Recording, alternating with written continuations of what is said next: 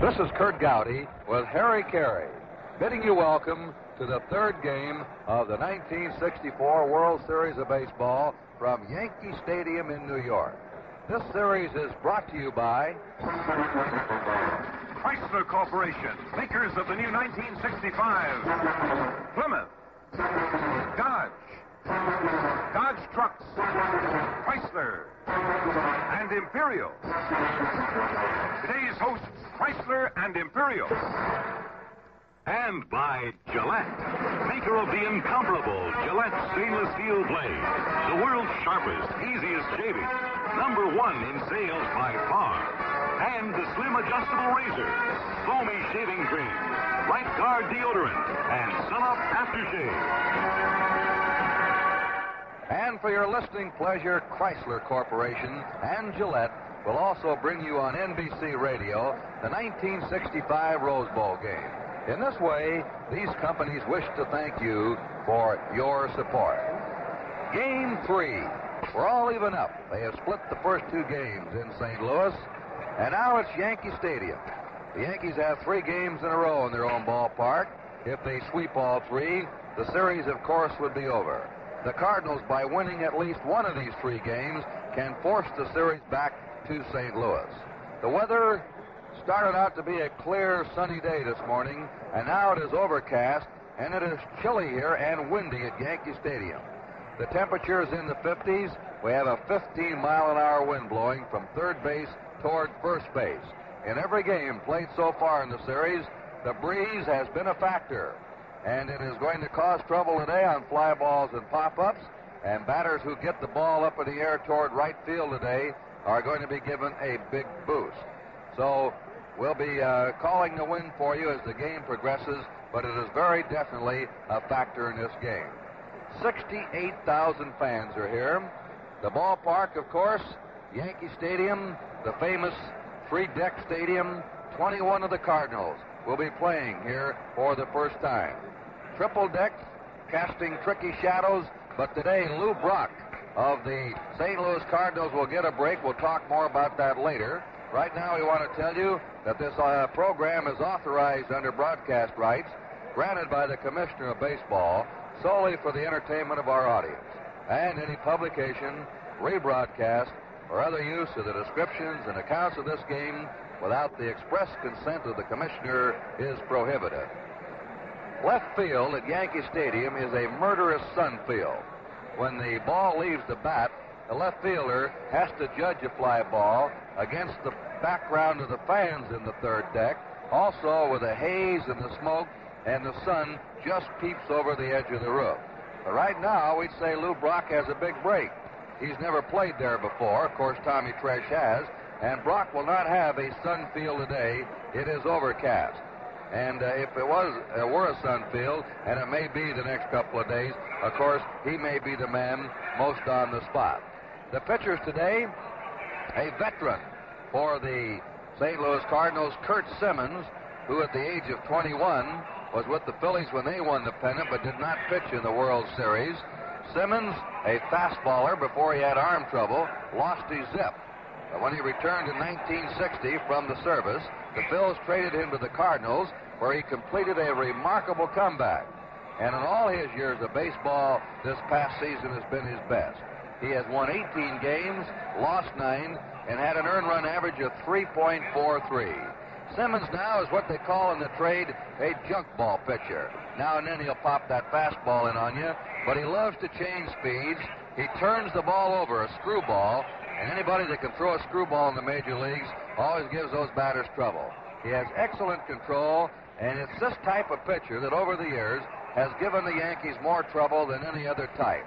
The Yankees love to hit against a fastball pitcher all the way, but Simmons, with his change of speeds, his screwball, may give the Yankees real trouble today if he can put that ball where he wants.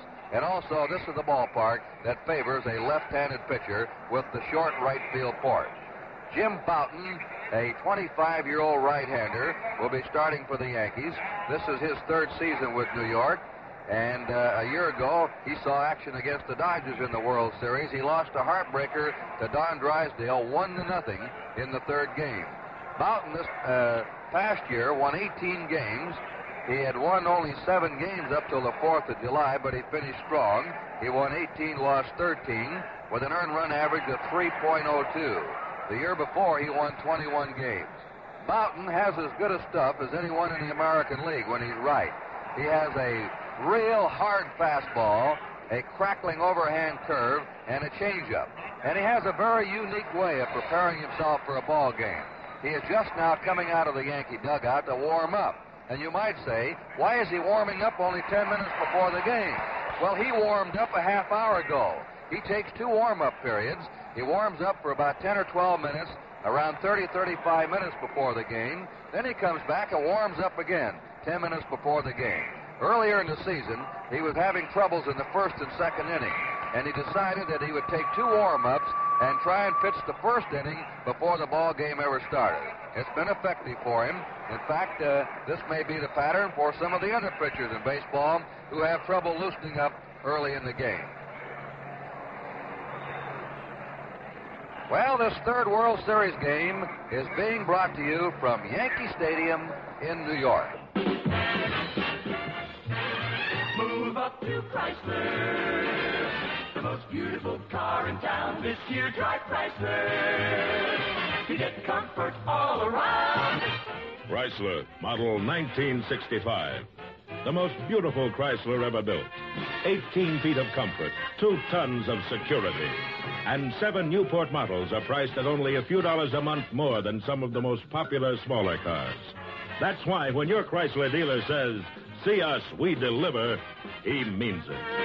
You like the low prices, big values, now easier to own. Move up to Chrysler, the smart new Chrysler. Go out and make your move out today. Your Chrysler dealer invites you to test drive the all-new, completely different 1965 Chrysler. He'll show you firsthand why Chrysler is the people's choice. Chrysler is the people's choice. Now let's have the batting orders for the third game of the 1964 World Series. For the visiting Cardinals, leading off and playing center field will be Curt Flood. Flood's in center field. Batting number 2, the left fielder, will be Lou Brock. Brock in left field. Hitting third, playing first base, will be Bill White. White is at third base. Batting cleanup for St. Louis will be Ken Boyer. Boyer, the cleanup man. Dick Grote will be hitting number 5. Grote playing shortstop. Catching and batting number 6 will be the catcher, Tim McCarver. McCarver batting 6th and catching. In right field, hitting number 7, Mike Shannon. Shannon in right field, batting 7th. Javier is still out with a hip injury, and Del Maxville will be playing second base. Maxville at second base. And pitching will be Curt Simmons. Simmons will be the pitcher today for the Cardinals. So quickly down that order again. Flood leading off. Brock batting second. White hitting third. Boyer in cleanup. Grote batting 5th. McCarver hitting 6th. Shannon 7th. Maxville 8th. And Simmons 9th. Now for the home team, the New York Yankees. Playing shortstop leading off will be Phil Linz. Linz at shortstop. Batting number 2, Bobby Richardson. Richardson playing second base, hitting second. In center field, batting third, Roger Maris. Maris, the center fielder. The cleanup man, Mickey Mantle. Mantle in right field. Hitting number 5, the catcher, Elston Howard. Howard catching. Batting number 6 for New York, Tommy Tresh. Tresh hitting 6th. He's playing left field. First base will be Joe Pepitone. Pepitone at first base. Playing third base and batting 8th will be Cletus Boyer. Boyer batting 8th, and Boughton is the pitcher. Quickly, the Yankee lineup again. Linz leading off. Richardson batting second. Maris hitting third. Mantle batting cleanup. Howard batting number 5. Tresh hitting 6th. Pepitone batting 7th. Boyer hitting 8th. And Boughton is the pitcher. The umpires are rotating again.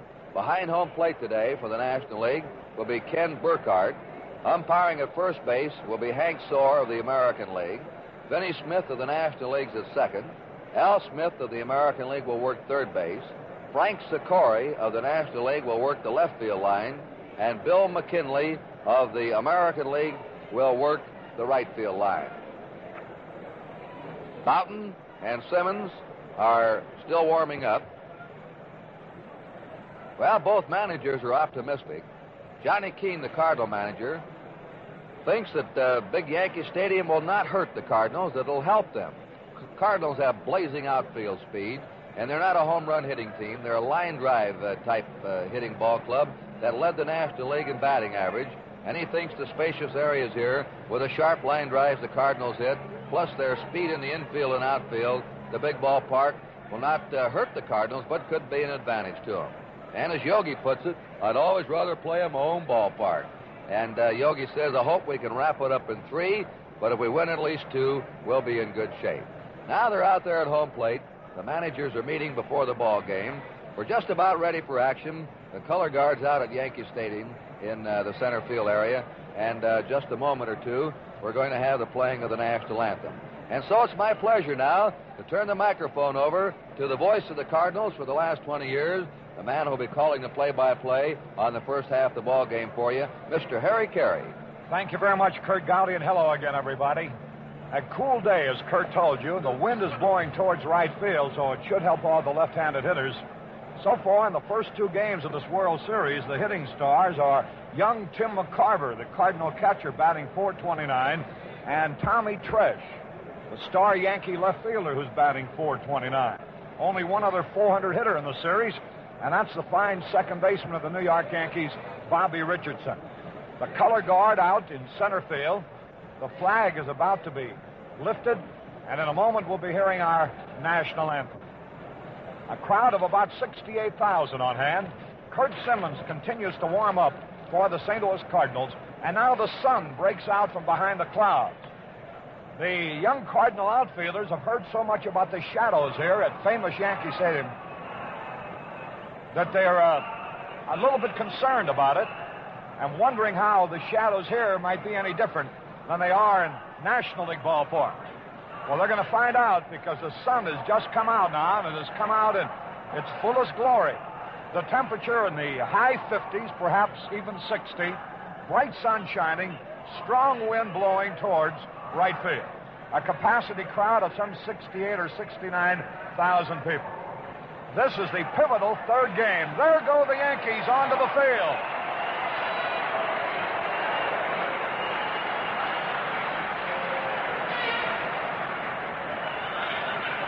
And now, ladies and gentlemen,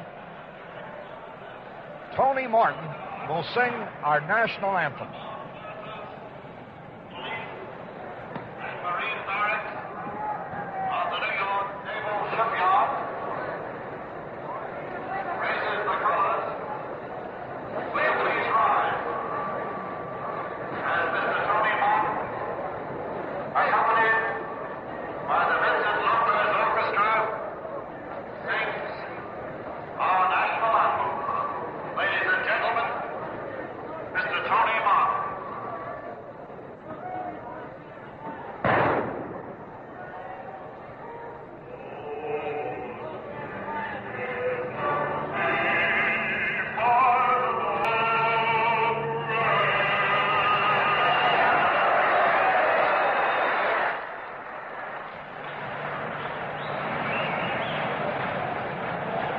We pause 10 seconds for station identification. With winter approaching, one name stands for reliability in heating: APCO, the American Furnace Company. Call them at Mission 7, 1300, KMOX, FM, St. Louis. With Kurt Gowdy, this is Harry Carey from Yankee Stadium in New York. The third game of the World Series is about to get underway. Jim Boughton on the mound out there for the New York Yankees. Curt Flood will be leading it off for the St. Louis Cardinals. Coaching at third base, Vern Benson, whose wife underwent major surgery in a hospital down in North Carolina. Coaching at third base for the St. Louis Cardinals, and Joe Schultz at first base. Around the Yankee infield is Joe Pepitone tossing the ball around. And Cletus Boyer at third base. Phil Linz at shortstop. Bobby Richardson at second base. And, of course, Joe Pepitone at first base. Elston Howard trotting back to his position behind the plate. The outfield for the Yankees, Tommy Tresh in left, Roger Maris in center, and Mickey Mantle in right. The sun is shining brightly now. Boughton just finishing up his warm-up tosses. Curt Flood, who's had 2 out of 9 in this World Series. He's driven in 3 runs, batting .222. For the season, he hit .311 with 5 homers and 46 runs batted in. Boughton, as Curt told you, lost a heartbreaker to Don Drysdale, 1-0 in the World Series last year. A very competitive young man, comes directly overhanded with a fine fastball, has a good change. Curt Flood, ready to step into the batter's box, and the third game of this year's World Series is about to get underway. In a short series, of course, every game is pivotal. But with the series tied at a game apiece, this third game certainly is that, too. So there's Howard's throw down to second base. The ball goes around the horn, and we're all set to play baseball as Curt Flood steps into the batter's box. Very fast, Flood. 26 years old. From Oakland, California. Boughton. A right-hander. Stockily built. Looks down, gets a sign. Elston Howard in the crouch. The windup, the first pitch of the ball game. Strike, a good fastball. And boy, he was plenty fast on that. Directly overhanded. Jim Boughton. Now lives in Ridgewood, New Jersey. Born in Newark. Here's a pitch on the way. Curve, strike 2, call. A sharp overhanded curveball caught the outside corner about belt high. Kenny Burkhardt, the plate umpire, he himself used to be a pitcher in the major leagues for the St. Louis Cardinals. Benny Smith, another one of the umpires, used to catch for the Pirates. Frank Sikori played in the National League. Here's a pitch. Foul backing out of play over this way. Hey, nice catch, and then he dropped it. A fan, he got that one right in the breadbasket. And he almost had himself a much coveted and treasured souvenir.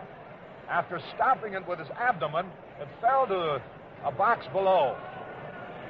Well, there's a first tough break of the day. It belongs to an unidentified fan. Here's a pitch to Flood. Swung on, a drive into right field. Mantle back. He's under the ball. He's going to get it. He does.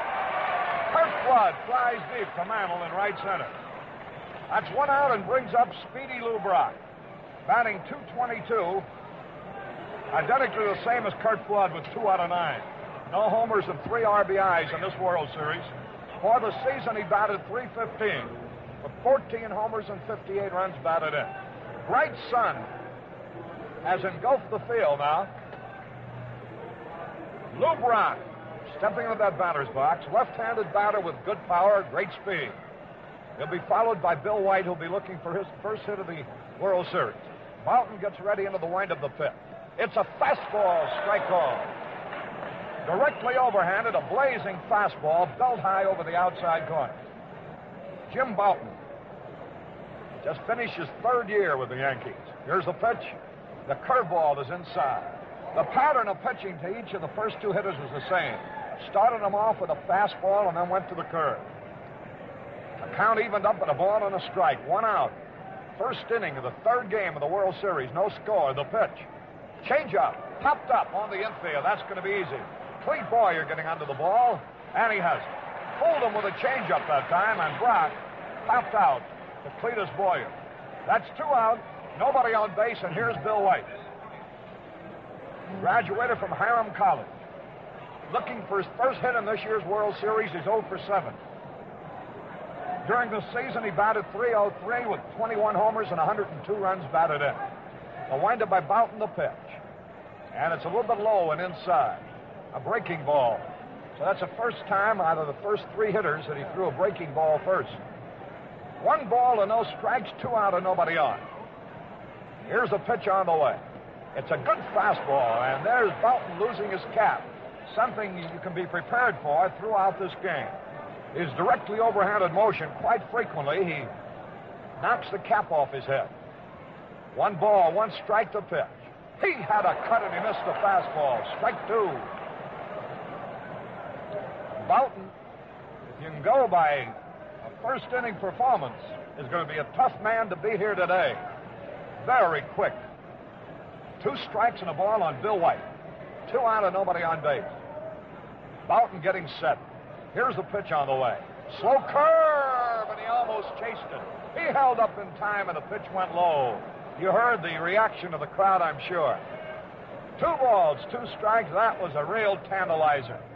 And you might prepare yourself for a lot of those from Curt Simmons also. 2 balls, 2 strikes. Here's the pitch to Bill White. Lined in the left center field. Is going to be caught. Pressure's there. He has it. Bill White lines to Tommy Tresh in left. So it's nothing across for the Cardinals in the top of the first. So at the middle of the first inning, the score, St. Louis nothing, Yankees nothing.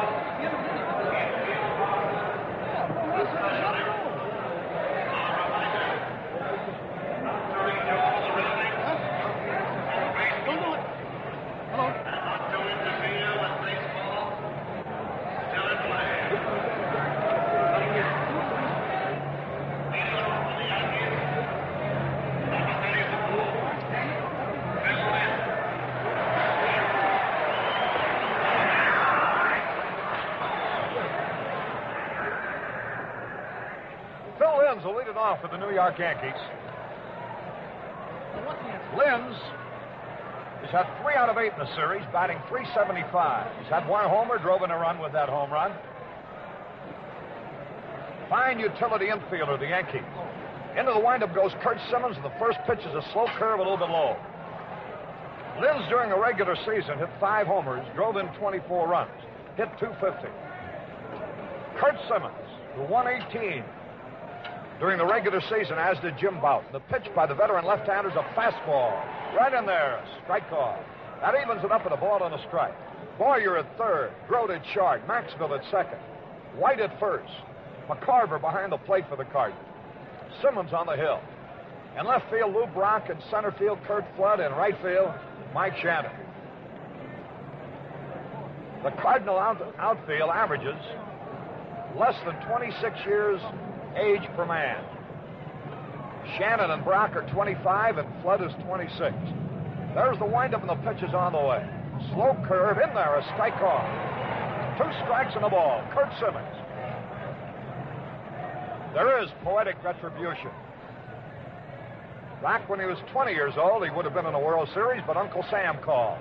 Here's the pitch, a bouncing ball to Boyer's left. Great stop. Here's the throw. He's out. A pretty play.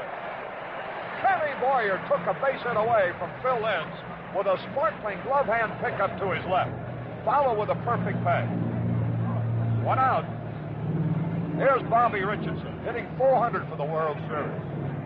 For the regular season, he hit .267. Had 4 homers and 50 RBI. Boyer starts the ball game with a sparkling play for the Cardinals. Simmons pitched to Richardson. Fastball high and outside. Simmons, who went in the service before he could pitch in the World Series in 1950, won 17 games that year and helped the Phillies win, but he couldn't play in the series. Here's a pitch swung on. High pop foul out of play. That evens it up at a ball and a strike. One out, nobody on base, bottom half of the first inning, no score. Crowd of about 68 or 69,000 people capacity. Simmons getting set. Veteran at age 35. Here's the pitch on the way to Bobby Richardson. A hot shot on the ground. Maxfield on one hop to his right. Over to first, easy out.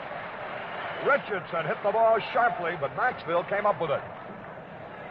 Kurt, that's what you see when Simmons pitches. He doesn't strike out many. He makes them hit the ball. So your outfield is busy and your infield is busy. Well, that's what those 8 fellows are out there for, Harry. That's the way he figures. That's his theory. Here's Roger Maris, left-handed batter hitting .333 in the World Series this year. Hit .281 during the regular season, the pitch. He didn't mean to swing a little pop fly. Maxwell going out in the short right, and he's got it. Maris was trying to check his swing, but popped out to Maxwell in short right field. So it is nothing across for the Yankees in the first. At the end of the first inning, the score, Cardinals nothing, Yankees nothing. See us. We deliver. The most beautiful new car. Chrysler 65. That's our car. And it could be yours. The most beautiful Chrysler ever built. See us. We deliver the car with 18 feet of comfort, 2 tons of security, more room, a better ride. See us. We deliver the big car that's easy to own. Easy to own because 7 Chrysler Newport models are priced only a few dollars a month more than some of the most popular smaller cars.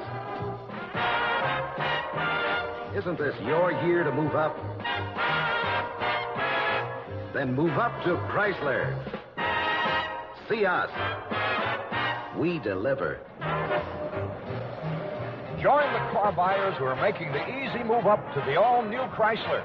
See your Chrysler dealer. He delivers. Kenny Boyer will lead it off for the St. Louis Cardinals. Boyer, away to a slow start as the cleanup man for the St. Louis Cardinals. He's only had 1 hit in the series, 1 out of 7. Driven in 1 run, batting .143. During the regular season, he led the major leagues in runs batted in with 119. Walloped 24 homers. Hit .295. Boughton winding. Here's the first pitch. Fastball, low and away. 1 ball, no strike. Nobody on, nobody out. Ball game in the top of the second inning with no score. Third game of the World Series here at famous Yankee Stadium. Here's Boughton's pitch to Boyer. High fastball, ball 2. 2 balls and no strike. Elston Howard behind the plate. The outfield plays Boyer straight away and deep. He likes to pull the ball, but can't hit with power to the opposite field also. 2 balls, no strikes. Right-handed batter straddling the plate. The pitch is on the way by Boughton. It's a strike. A fastball over the outside corner just below the belt. 2 balls and a strike. Nobody on, nobody out, no score. In the top of the second. Jim Boughton getting ready. The pitch is on the way. He had a cut and he missed. Strike 2. He chased a high fastball. That's the second time that Boughton has lost his cat. Let's keep a box score on that, too. See how many times during the course of 9 innings he has to lean over to pick up his cat. His directly overhanded pitching motion is what causes that. He knocks his cap off. Here's the pitch. Swung on. Pop fly in the infield. He got him on a curveball. Pepitone is there, and he has it. Boyer popped to Pepitone. So, 4 men in a row retired by Jim Boughton. He lost a 1-0 game to Don Drysdale in the World Series last year. It was perhaps the best game pitched both by the winner and by the loser in last year's World Series. Dick Grote hitting .286 in the World Series with 2 out of 7. Hit .292 during the regular season. Right-handed batter, likes to hit to the opposite field. Veteran shortstop who played in the World Series before. He's one of the few Cardinals who participated in the World Series. Here's the pitch, and it's high and outside. 1 ball and no strike. 1 out and nobody on, top half of the second inning with no score. Hope you're enjoying the broadcast wherever you are. Here's a pitch, swung and popped up. In foul territory over near the stands is Pepitone, can't reach it. Dick Groat, great basketball star at Duke University, signed originally by the Pittsburgh Pirates, played a stellar role in their pennant a couple of years ago, just as he has in the Cardinals' victory this year. 1 out and nobody on, the ball game in the second inning. 0-0. Groat the hitter. Jim Bouton getting ready. Leans forward. Here's the pitch on the way. High fastball. 2 balls and a strike on Dick Groat. Tim McCarver will be next. The outfield bunches Groat towards right field. They figure him to hit in that direction. Boyer wide of the bag at third. Linz is playing straight away. Richardson a shade closer to first base than to second. And Pepitone wide of the bag. 2 balls and a strike. The pitch is on the way. Popped up foul and out of play over this way into the upper deck and into the third tier here at Yankee Stadium. 2 balls, 2 strikes. Dick Groat the batter. Neither team has had a base runner yet. We're in the second. No score. Jim Bouton getting set. Now here's the pitch on the way. Swung late and he fouled it out of play into the stands. He had trouble getting around on that one.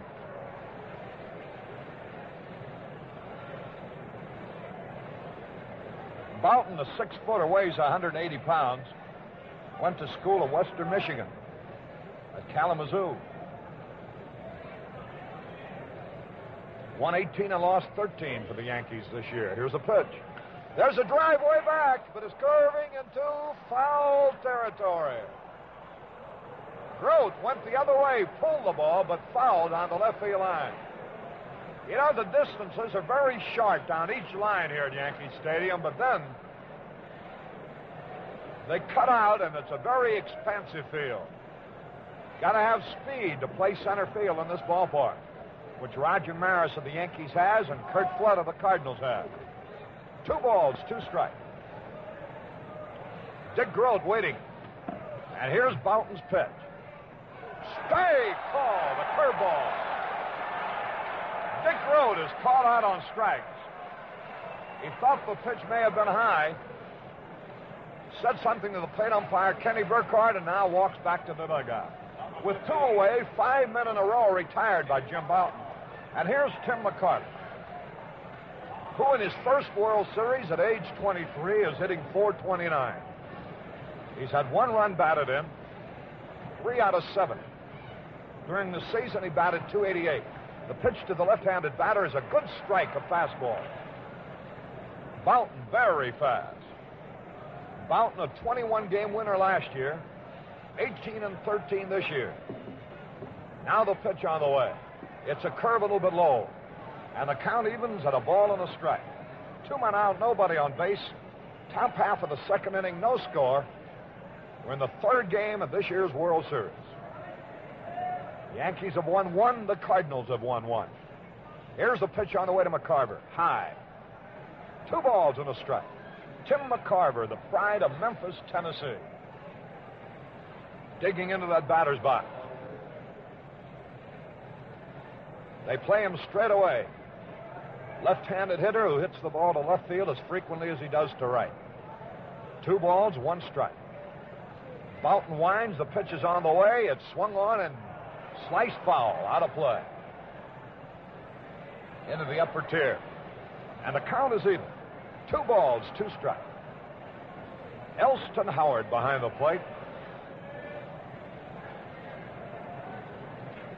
One of the bell cows of this Yankee machine. Great performer. Tim McCarver straddling the plate, waiting. 2 balls, 2 strikes. 2 out, nobody on base, no score. Now McCarver steps out of the batter's box as Bouton takes a little time. Umpires down each foul line at every base. 2 balls, 2 strikes. Here's the pitch to McCarver. A let-up pitch, just barely missed. Boy, he's got a beautiful motion. Reminds you a lot of Carl Erskine. He used to pitch for the Dodgers and held the World Series strikeout record at 14 until Sandy Koufax of the Dodgers established a new record of 15 last year against these Yankees. Now the 3-2 pitch swung and fouled out of play. 3 balls, 2 strikes, 2 out, nobody on base. Tim McCarver, the batter. Mike Shannon would be next.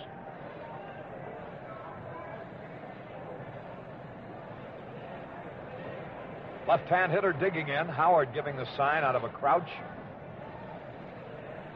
Clete Boyer very wide of the bag at third. Here's the pitch. Ball 4. He walked it. The fastball was low and outside. Now Mike Shannon, 25 years old, native St. Louisan, who's hit 1 home run. He has the Cardinal-only homer. He has driven in 2 runs, hitting .375 in his first World Series. Batted .261 during the regular season with 9 homers and 43 runs batted in. McCarver at first, 2 out. Shannon the batter. Boughton getting ready. For the first time, he'll pitch off the stretch. Foul back, out of play. 1 strike and no ball. Mike Shannon, a right-handed hitter. This boy was a great quarterback in football.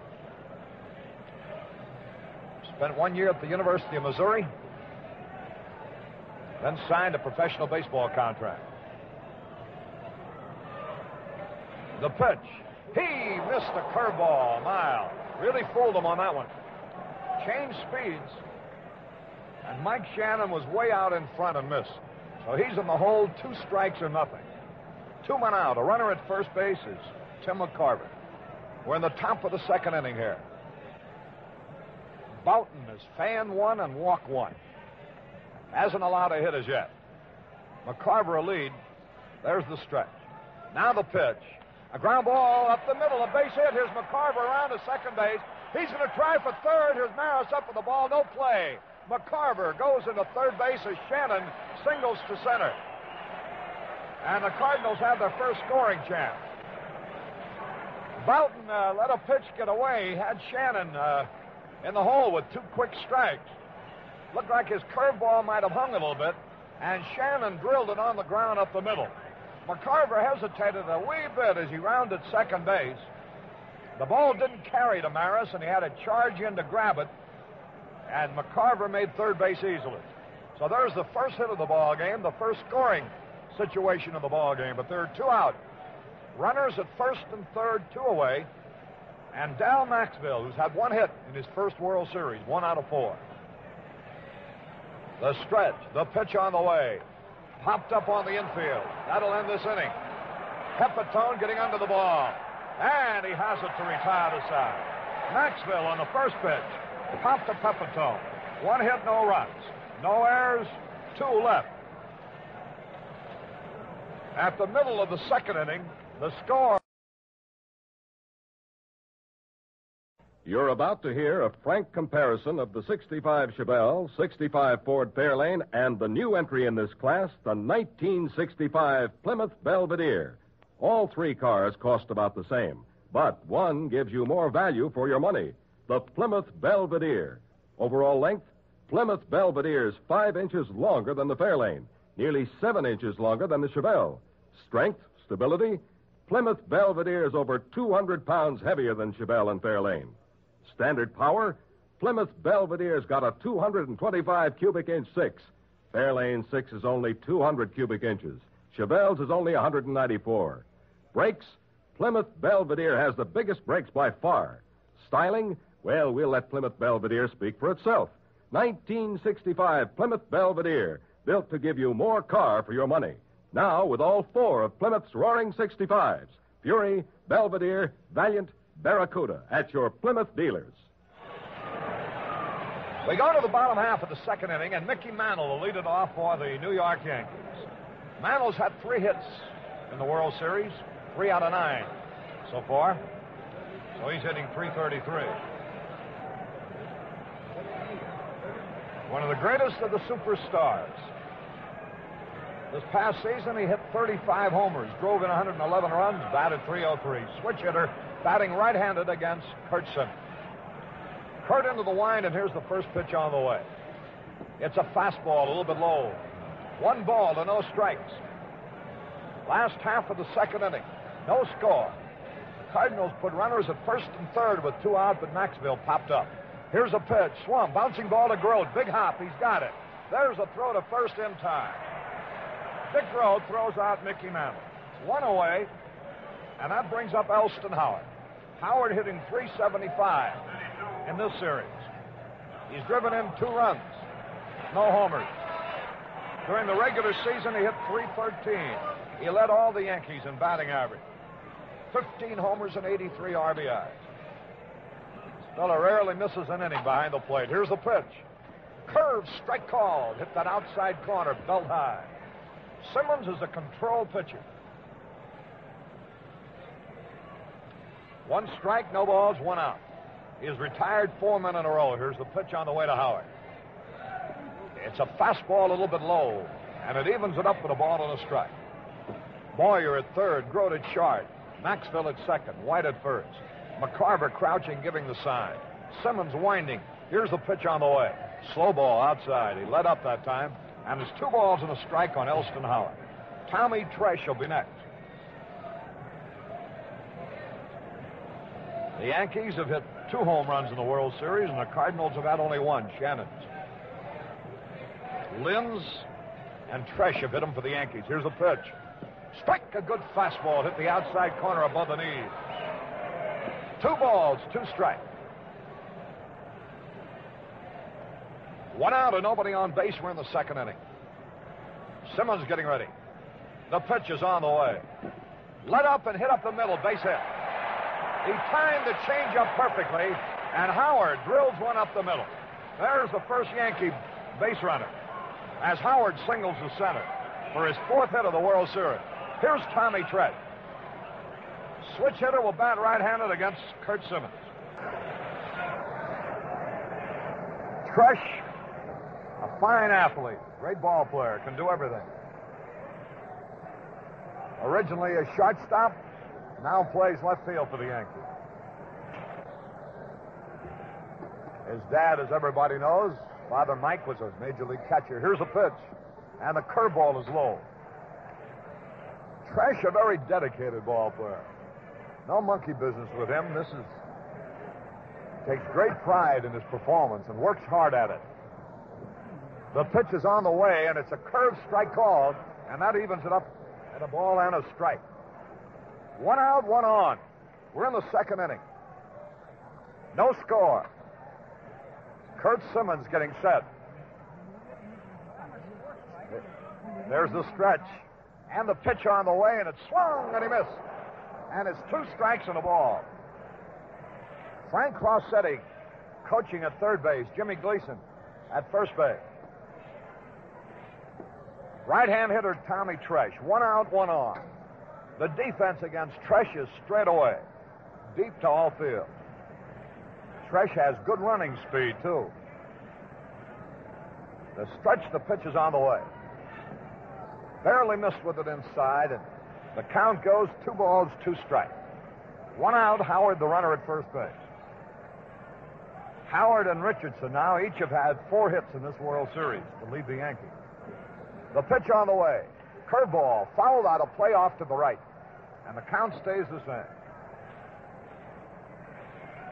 Mike Shannon is the only Cardinal to have 4 hits. He's 4 out of 9 in this year's series. 2 balls, 2 strikes. The right-handed batter up there, 1 out. Last of the second inning with no score. Big crowd here at Yankee Stadium. The pitch swung on and fouled again out of play. It looks like Tresh is going the other way with Simmons. Tim McCarver goes out to talk to Simmons. With Wally Moses, the batting specialist of the Yankee coaching staff, around the cage, Tresh was deliberately hitting the ball in the right field during batting practice. And Joe Pepitone really put on an exhibition of power as he hit 6 straight pitches into the third deck during batting practice. 2 balls, 2 strikes. Pepitone will be next. The pitch. A high pop foul. Outside first. Over into the stands. White chasing it. Maxfield. No play. 2 balls, 2 strikes. 1 out, 1 on. Bottom of the second inning. No score.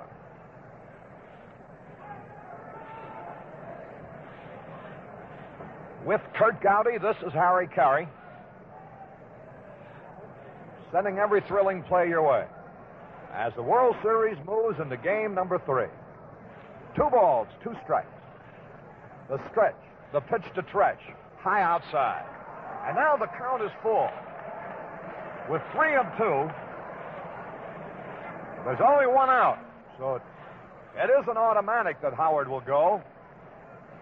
But it may be that he'll be breaking on the 3-2 pitch, hoping to break up any double play. Quick toss to first. The runner back. 3 balls, 2 strikes. Tom Tresh. The pitch. There goes a runner. Fouled back, and again he was trying to hit that ball into right field. Simmons has been pitching Tresh to the outside part of the plate. 3 balls, 2 strikes. Howard returns to first base.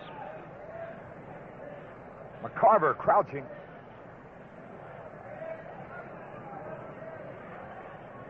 Now Simmons gets set. From the belt. Here's a pitch. There goes a runner. Swung on. High pop fly in the infield. It'll be caught. Boyer drifting back in foul territory, and he has it. And there was pitching know-how that time. With 3 and 2, he let up. And Tresh was way out in front for the off-speed pitch and fouled out. Here's Pepitone. You will see now whether batting practice means anything. Pepitone really had the range, as I mentioned. 6 straight pitches. He belted into the 3rd tier in right field. And that was batting practice. Now he's facing Curt Simmons in the 3rd game of the World Series. They want to look at the baseball. Ken Burkhardt says it's all right. And fires it back into play. Pepitone. There's the stretch. And the pitch. He decked him. Down he went to get out of the way. You know, Pepitone was involved in one of the controversial plays of the series. So Simmons sort of brushed him back. Here's a pitch now.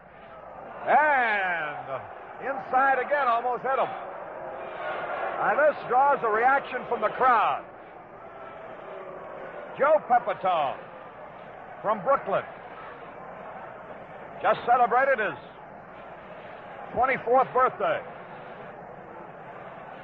2 balls, no strikes. A runner at first base, 2 gone. Here's the pitch. Curve inside. Ball 3. 3 balls and no strikes on the left-handed batter. Previously in this series, manager Yogi Berra has allowed hitters to swing on a 3-0 pitch. Now here it is. And he takes ball 4. So the Cardinals had 2 men on with 2 out in the top of the second. Now the Yankees have 2 on with 2 out in the bottom of the second. No score, and here's Cletus Boyer. Like his brother Ken, Cletus goes into this ball game with 1 out of 7, hitting 143.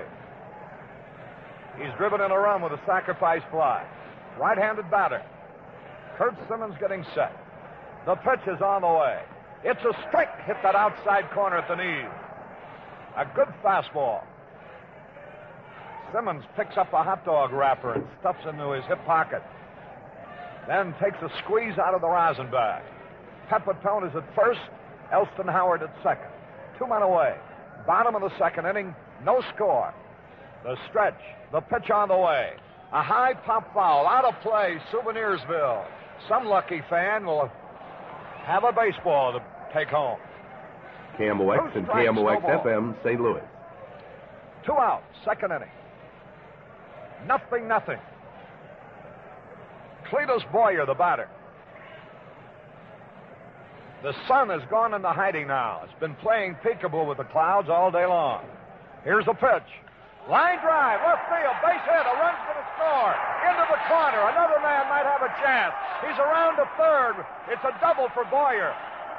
The Yankees lead 1-0. Kurt Simmons got way out in front of Cletus Boyer, 2 strikes and no balls, and then got the curveball to the inside part of the plate. And Boyer rifled a double into the left field corner. And Elston Howard has scored. Joe Pepitone stopped at third, and Boyer is at second base. 1-0 Yankees in the bottom of the second. We mentioned the partisan crowd in St. Louis, and you can tell from the roar here on that base hit that this is predominantly a New York Yankee crowd here today, as you would figure it to be. Now here's Jim Bouton. The pitch. There's a high fly ball to left. Brock is under the ball. He'll get it. Makes the catch, and that retires the side. 1 run score. 2 hits. No errors. And 2 men left on base. So at the end of the second inning, the score, New York 1, St. Louis nothing.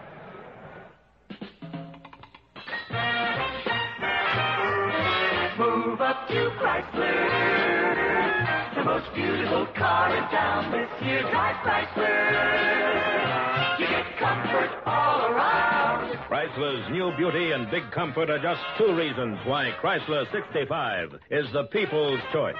There are many others. Chrysler gives you 18 feet of comfort, 2 tons of security. And there are 7 Newport models priced just a few dollars a month more than some of the most popular smaller cars. You like the low prices, big values, no easier to own. Move up to Chrysler, the smart new Chrysler. Go out and make your move out today. This year, the all-new Chrysler's got more to offer than any other car in its class. Get it firsthand from the man who delivers, your Chrysler dealer. Well, they've turned the lights on here at Yankee Stadium. The Yankees have a 1-0 lead in this pivotal 3rd game of the World Series. We're going into the top of the 3rd, and Kurt Simmons, a pretty good hitting pitcher, will lead it off. Veteran 35-year-old southpaw. So it'll be Simmons, Flood, and Brock, at least in this inning, as the Yankees are out in front 1-0.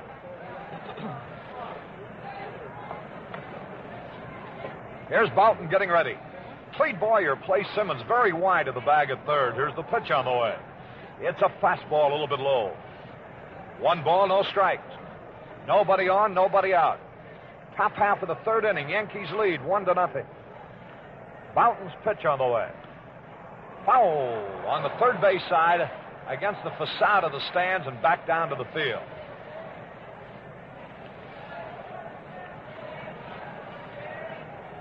Many of the fans, including President of the Cardinals, Gussie Bush, put their top coats on a moment ago. Here's a bouncing ball fouled on the 3rd base line.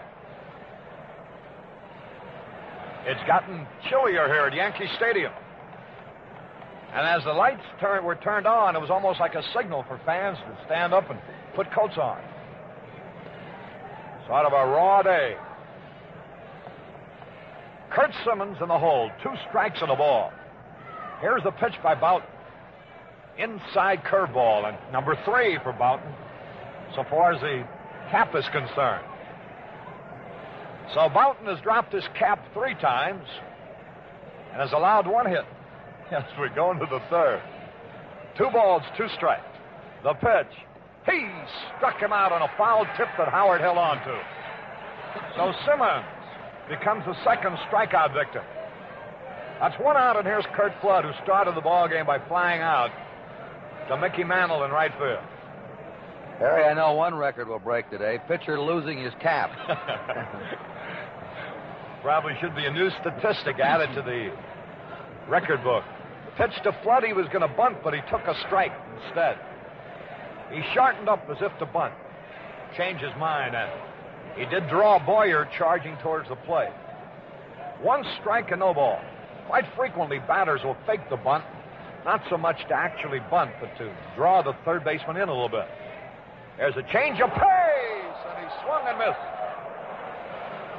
He had a good cut at that slow blooper type of change and missed it.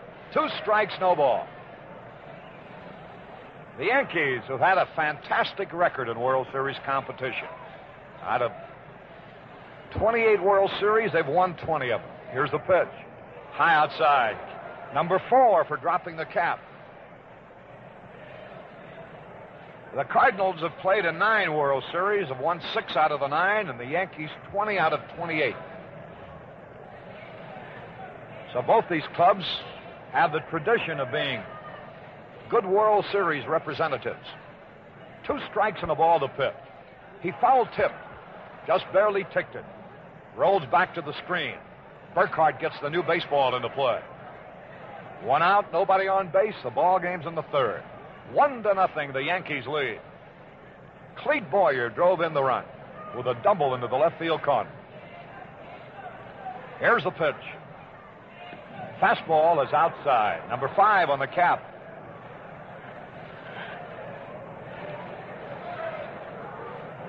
It isn't that it's a bad fit, fans. It's just that Boughton, coming directly overhanded, his elbow rubs alongside the head. Here's one into our booth. Almost. Foul ball. 2 balls, 2 strikes. I thought Kurt Gowdy was going to grab that with one hand and dazzle this crowd with the best fielding play of the afternoon. I was under the table. 2 balls, 2 strikes. 1 out. Ball game of the 3rd. Yankees leading 1-0. Curt Flood concentrates as he holds that bat at the end. Here's the pitch. There's a fly ball in the left center field deep, but Maris is there. He'll make the catch, and he does. Flood again flies deeply, this time to Maris in left center. That's 2 out, and here's Lou Brock. Popped up his first time, being fooled on a change of pace. Boughton has allowed only 1 hit, and that by young Mike Shannon. We're in the top of the 3rd, 1-0 in favor of the Yankees.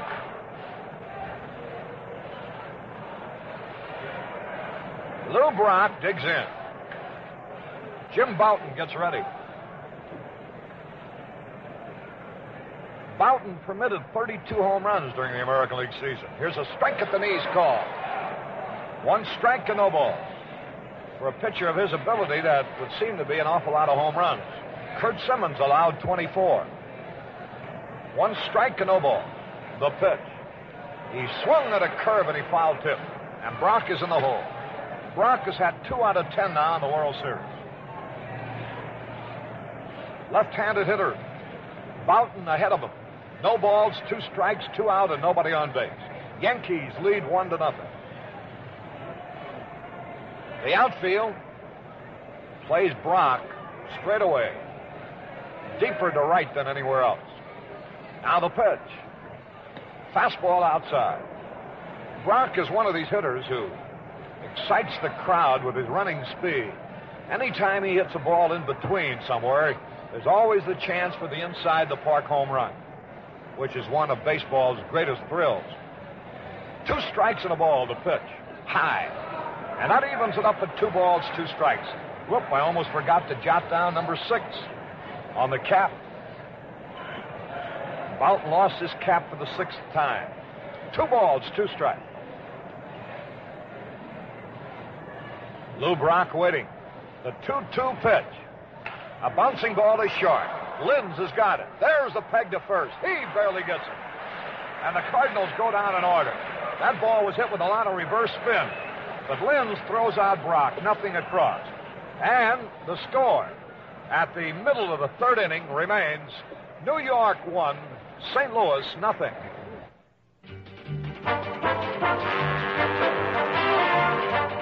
To mark the incomparable Imperial as a vintage achievement, we have made significant evolutionary changes. One is immediately apparent. The grill is new.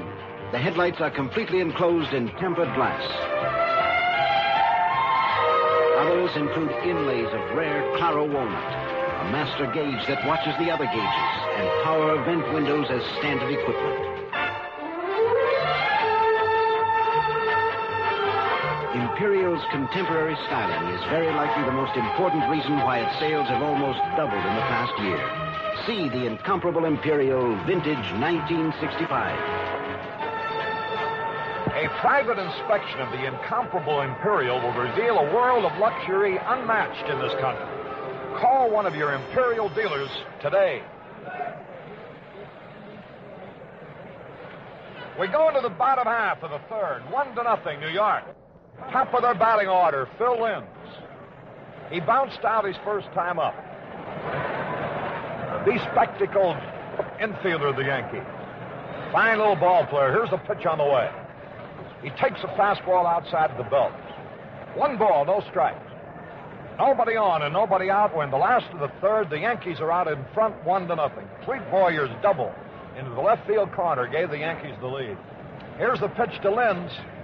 A hot shot on the ground. Throw to diving stop. Long throw. He's out.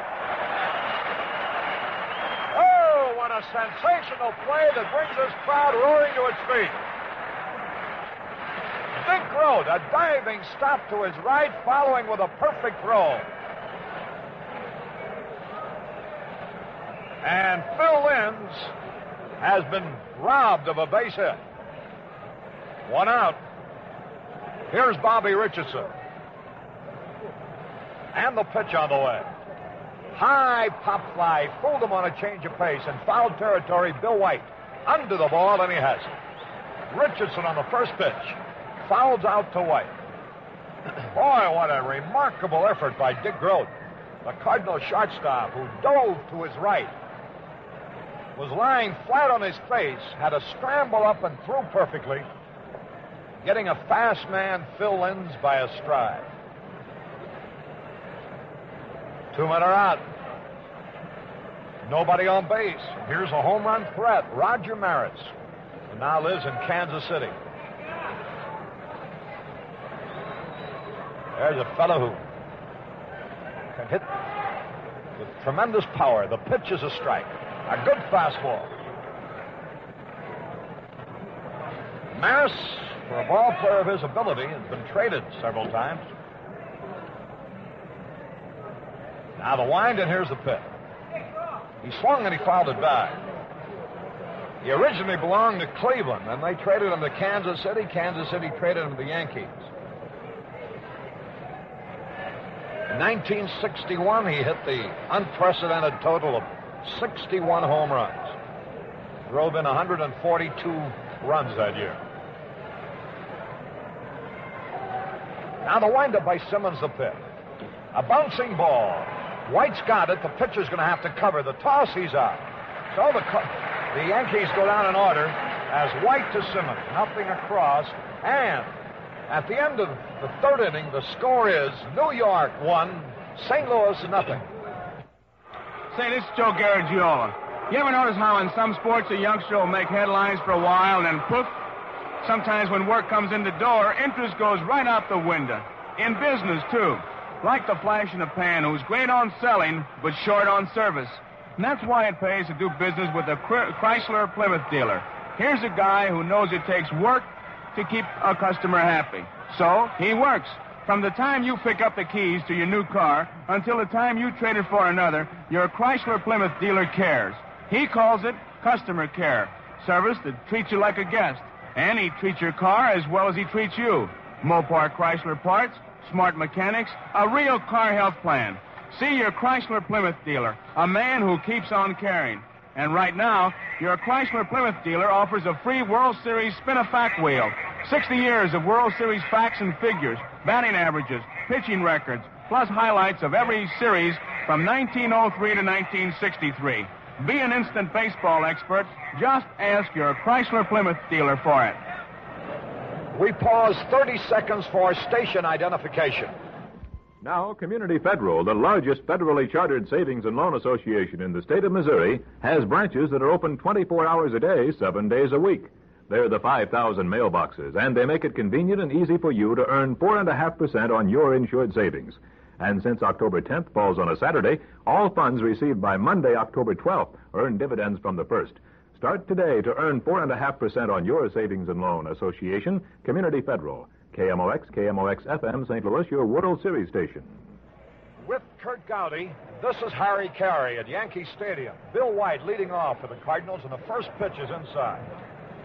White lined out to Tresh and left his first time at bat. He's nothing out of 8 now in World Series competition, anxious to break the ice. 1-0 Yankees lead. Here's the pitch. A high fly ball to left will be an easy out. Tresh is getting under the ball, waiting. He takes it. That'll give you an idea about Bouton's pitching. One of the men in the Cardinal lineup that he has to worry about from the standpoint of home run power. He's been able to make them hit to the long field, the opposite field, both times up. Now, those things aren't accidents. That's pitching. Here's Kenny Boyer. 1 out and nobody on base. The Cardinals have had only 1 hit. Jim Bouton comes in to pick up a wrapper now. Big number 56 on the back of his pinstriped Yankee uniform. Yes, here we are in the house that Ruth built. Here's the pitch. He swung at a fastball and he missed. Kenny Boyer, who's had 1 out of 8 in this series. Actually, now his brother has taken the lead on him. His brother has driven in 2 runs and has had 2 out of 8. Kenny has driven in only 1 run and has had 1 out of 8. 1 strike, no ball. The pitch. There's a high fly ball. That'll be an easy out. Roger Maris drifts over under the ball, and he has it. Boyer, hitting the ball off the end of the bat, popped to Maris in center field. So 2 men up, 2 men quickly down. Jim Bouton is master of the situation so far. Dick Grote was called out on strikes his first time up. Getting a nice hand from the crowd for that great stop that he made. Listen. Now the pitch, and he takes a strike, a good fastball. 1 strike and no balls. 2 men are out. We're in the 4th inning, 1-0 in favor of the Yankees. Simmons and Bouton hooking up. There's a curve low. A good downer that time. Boy, he comes directly overhanded with his curveball. 1 ball, 1 strike, 2 out. Nobody on base. 1-0 in favor of the Yankees. Dick Grote getting set. There's the pitch. Gets away from Howard a few feet. 2 balls and a strike. The fastball was low. Grote has had 2 out of 8 in the series up to this point.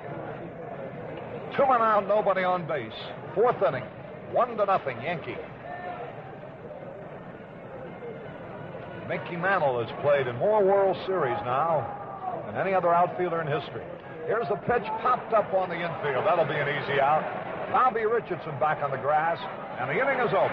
1-2-3 again as Grote popped to Richardson. Nothing across to the Cardinals in the top of the 4th. So, at the middle of the 4th inning, the score remains Yankees 1, Cardinals nothing. You're about to hear a frank comparison of the 65 Chevelle, 65 Ford Fairlane, and the new entry in this class, the 1965 Plymouth Belvedere. All 3 cars cost about the same, but one gives you more value for your money, the Plymouth Belvedere. Overall length, Plymouth Belvedere's 5 inches longer than the Fairlane, nearly 7 inches longer than the Chevelle. Strength, stability, Plymouth Belvedere is over 200 pounds heavier than Chevelle and Fairlane. Standard power, Plymouth Belvedere's got a 225 cubic inch 6. Fairlane 6 is only 200 cubic inches. Chevelle's is only 194. Brakes, Plymouth Belvedere has the biggest brakes by far. Styling, well, we'll let Plymouth Belvedere speak for itself. 1965 Plymouth Belvedere, built to give you more car for your money. Now, with all 4 of Plymouth's Roaring 65s, Fury, Belvedere, Valiant, Barracuda at your Plymouth dealers. We go to the bottom half of the fourth inning, and Mickey Mantle will lead it off for the Yankees. And now the sun has come out again, bright sunshine. The lights are still on, however. Here's the windup in the first pitch to Mickey Mantle. He takes a fastball outside. Mantle, hitting right-handed against Simmons, bounced out the first time up. Nobody on and nobody out. Bottom half of the fourth. 1-0 in favor of the Yankees. The pitch now by Simmons is a strike call over the outside corner. Simmons trying to keep the ball away from Mantle.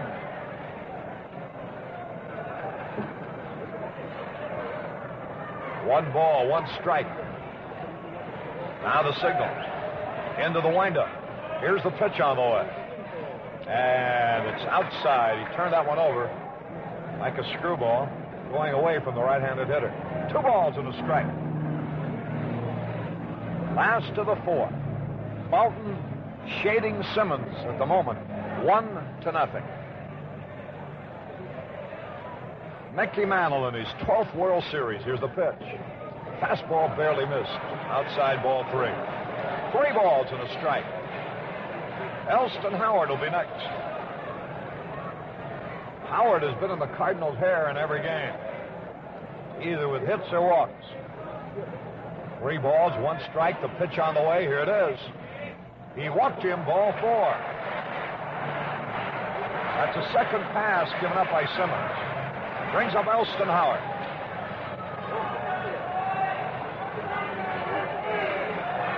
It's the first time in the ball game that the leadoff man in an inning has reached base. So here's Howard. Tom Tresh would be next. Flood moves over towards right field. Here's the pitch. Double play ball. Maxfield up. Groth for 1. First for 2. Elston Howard rolls into a double play from Maxfield to Groth to White. 4-6-3. And so there's 2 away on 1 pitch. And that'll bring up Tommy Tresh. The composite box scores show the Cardinals without an error yet in the series, and the Yankees with 2. Now Tommy Tresh, who fouled out his first time at bat. Switch hitter batting right-handed, the pitch. And it's a fastball outside. 1 ball, no strikes. Last half of the fourth. Each team now has turned over 2 double plays. Here's the pitch. Slow curve, hits sharply to Boyer. Nice stop. Long peg. He is out to retire the side. Boyer used his chest to trap that one with. And so it is. No hits, no runs, no errors. Nobody left. At the end of the fourth inning, the score remains. Say, this is Joe Garagiola. You ever notice how in some sports a youngster will make headlines for a while and then poof? Sometimes when work comes in the door, interest goes right out the window. In business, too. Like the flash in the pan, who's great on selling, but short on service. And that's why it pays to do business with a Chrysler Plymouth dealer. Here's a guy who knows it takes work to keep a customer happy. So, he works. From the time you pick up the keys to your new car until the time you trade it for another, your Chrysler Plymouth dealer cares. He calls it customer care. Service that treats you like a guest. And he treats your car as well as he treats you. Mopar Chrysler parts, smart mechanics, a real car health plan. See your Chrysler Plymouth dealer, a man who keeps on caring. And right now, your Chrysler Plymouth dealer offers a free World Series spin-a-fact wheel. 60 years of World Series facts and figures, batting averages, pitching records, plus highlights of every series from 1903 to 1963. Be an instant baseball expert. Just ask your Chrysler Plymouth dealer for it. We go to the top of the 5th. Yankees out in front 1-0. Bright sunshine envelops the field now. And it's a beautiful baseball afternoon at the moment. To guard against the cloudiness with which we have been plagued off and on, the lights are still on. Here's Tim McCarver, who walked his first time at bat, who's one of only 2 Cardinals who seen first base. McCarver, in fact, is the only man to get past first base. He raced to third after walking with 2 out in the second when Mike Shannon grounded a single to center. So it'll be McCarver, Shannon, and Maxville coming up here in the 5th. Julian Javier, the Cardinals' regular second baseman, still out of action with a bruised hip. McCarver digs in, hitting .429 in this his first World Series. Here's the pitch, and it's a fastball high. 1 ball, no strike. Nobody on, nobody out. Top of the 5th, 1-0 Yankee. Pepitone, Richardson, Linds, Clete Boyer from first base around to third, peppering it up around that infield. Here's the pitch on the way. There's a hot shot to right, a base hit. Mantle comes over quickly to hold McCarver. Hey, lets the ball get away now. And there goes McCarver around to second and holds up there. It'll be a hit and an error.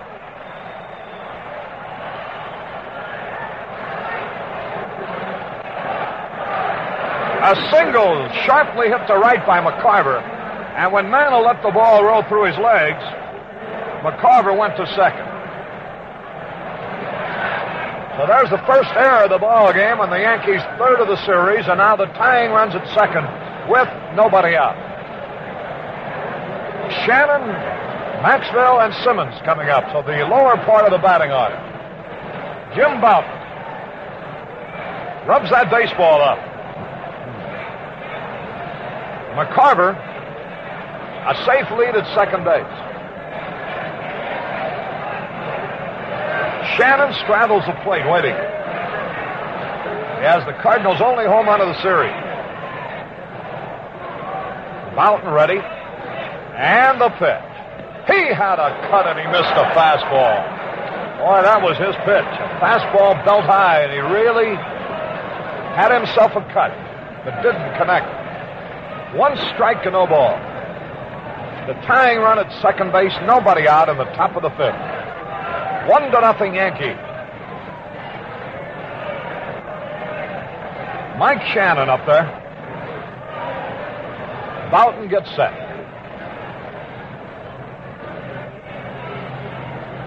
The outfield straight away. The pitch. Low fastball inside. 1 ball, 1 strike. The Cardinals' nickname for Mike Shannon is the Moon Man.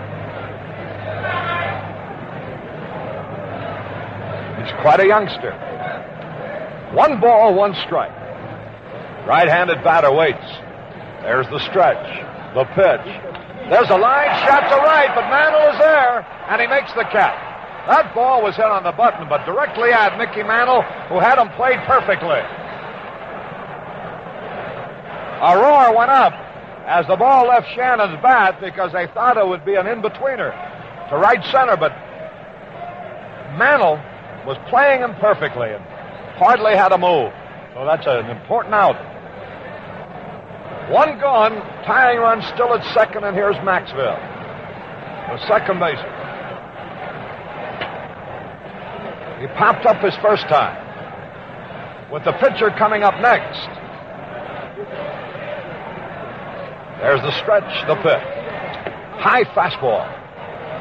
1 ball to no strikes. With 1 out and the pitcher coming up next, it almost emphasizes the importance of Maxville delivering if the Cardinals are to score. Although Simmons is not a bad hitting pitcher. 1 ball, no strike. The pitch now to Maxville. Here it is. He swung and he missed.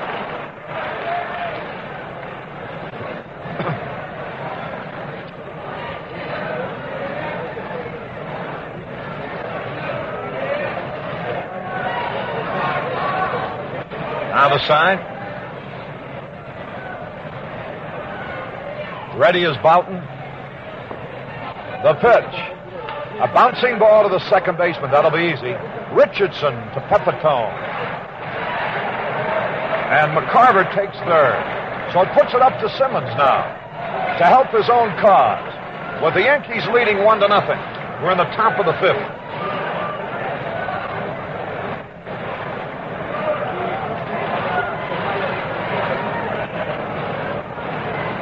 So Howard out talking to Boughton. The tying runs at third. Only one Cardinal has been as far as third, and he's done it twice. Carver got there in the second and got there again here in the fifth. KMOX and KMOX-FM, St. Louis. Here's Boughton's pitch to Simmons. Line drive off Boyer's glove. The tying run is in. It's a base hit. Kurt Simmons lines a single off Cletus Boyer's glove. Cleet came within an eyelash of making a sensational play. He left his feet, his body parallel to the ground, lunging to his right. Got his glove on the ball, but couldn't hold it. It's a hit for Simmons and a run batted in, and this ball game is all tied up 1-1.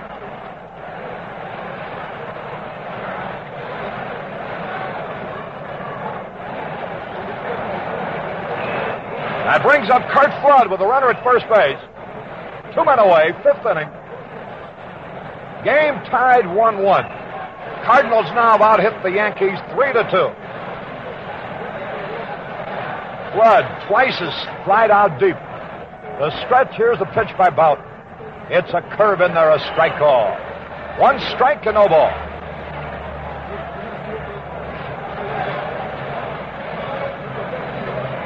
Boy, Cletus Boyer came within an eyelash of him, making a tremendous catch. Now the stretch, the pitch, a bouncing ball is short. Lynn's got it over to second, force play. That retires the side. 1 run, 2 hits, 1 error, 1 left. The score, all tied up now, 1-1. The first half of the game has been brought to you by the Chrysler Corporation. The second half of this game is being brought to you by the Gillette Safety Razor Company. What a great pitching duel between Boughton and Simmons. That's the big news here. And big news in shaving today is this Gillette World Series special. It's your opportunity to stock up on sensational Gillette stainless steel blades at a bargain price. 2 6-blade dispensers.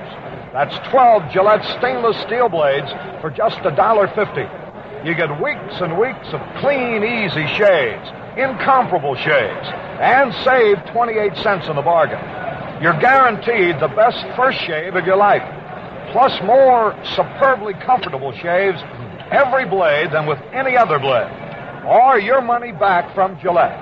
Discover the remarkably uniform quality Gillette can promise you blade after blade.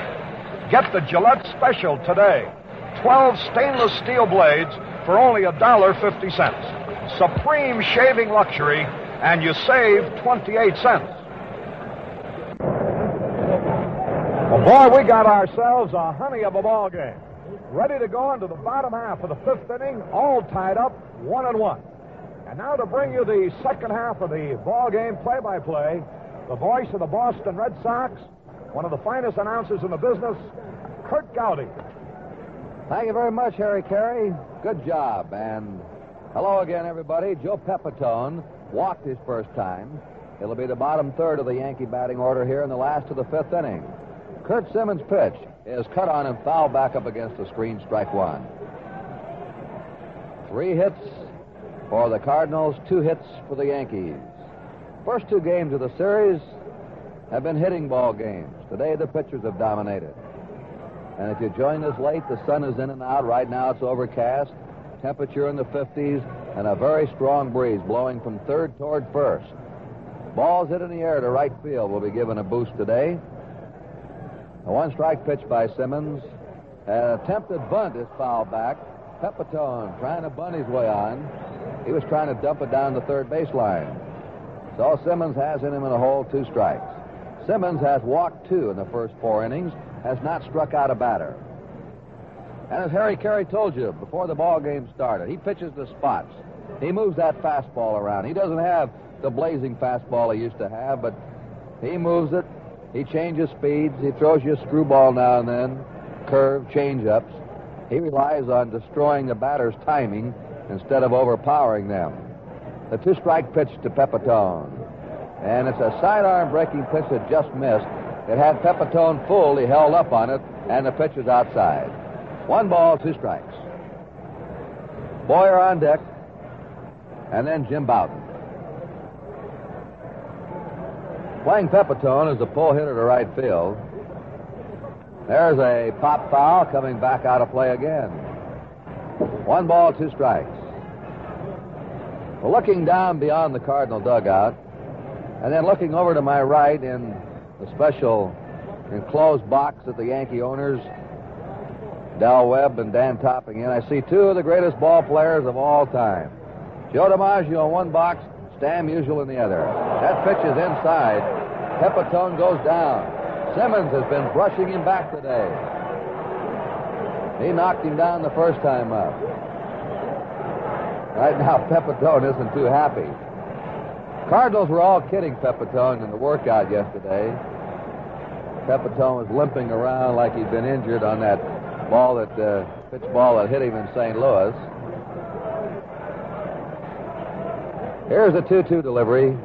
He hits a little bounding ball down the first baseline, gets by Simmons. White throws to Simmons covering. Simmons went for the ball, saw it was going to squirt by him. He let it go, ran to the bag, and Bill White picked it up and tossed to Simmons covering. So that one is scored. First baseman to pitcher. 1 out in the last of the 5th inning, and the batter now is Clete Boyer, who's driven in the only run for the Yankees with a double to left field in the 2nd inning.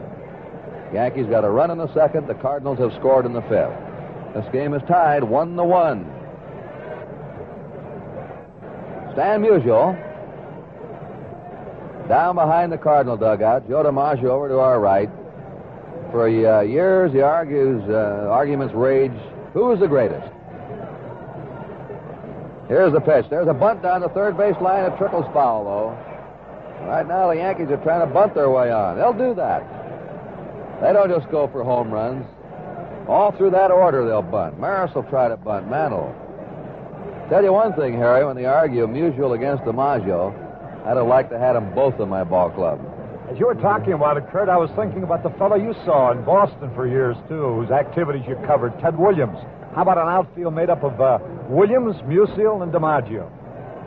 Well, all I'd say is I'd like to manage that outfield. I'd go for the 1-year contract with that one. 1 out, nobody on. This game tied 1-1. Simmons' pitch is cut on and fouled and back of first upstairs. No balls, 2 strikes to Cletus Boyer. Cardinals have 1 run, 3 hits. The Yankees have 1 run, 2 hits. Jim Bouton, the Yankee pitcher's out on deck.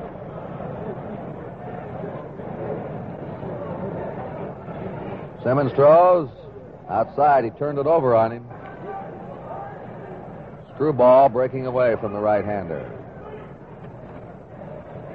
Well, the bottom of the order has done the damage today. Simmons has knocked in the only Cardinal run, and the number 8 batter in the Yankees. Boyer's knocked it in. There's a bounding ball, slowly hit to third. Brother Ken fires to first and throws out Brother Cletus. A close play, but Ken Boyer, who's been playing a brilliant third base in this series, he's made 3 nice plays in this ball game to make it 2 down. And here's Bouton coming up. Bouton fly to left field his first time. Bouton gets a hand from the fans here at Yankee Stadium for his well-pitched game so far.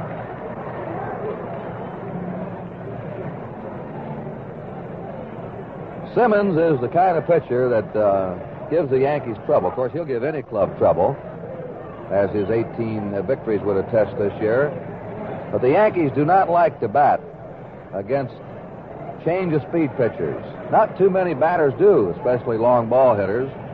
But fellows that pitch to spots and change of speeds and give you this and give you that. They eat up those fastball pitchers. 2 down, nobody on. The pitch to Bouton. He bluffs a bunt, and he takes it low, ball 1. Harry, I wonder if Yogi's told him, look, go up there, let's bunt against this fella, see what happens. I thought it was kind of dirty pool, as they say, for Cletus to bunt on his brother Ken, didn't you? Yeah. Pepitone and Boyer both tried to bunt. And that was a bluff bunt by Bouton. The pitch is ball 2, low and outside. 2-0 to Bouton. The score tied 1-1. Last half the 5th inning here at Yankee Stadium. All right, Simmons throws. There it is, right in there for a strike call. 2 balls and 1 strike to Bouton.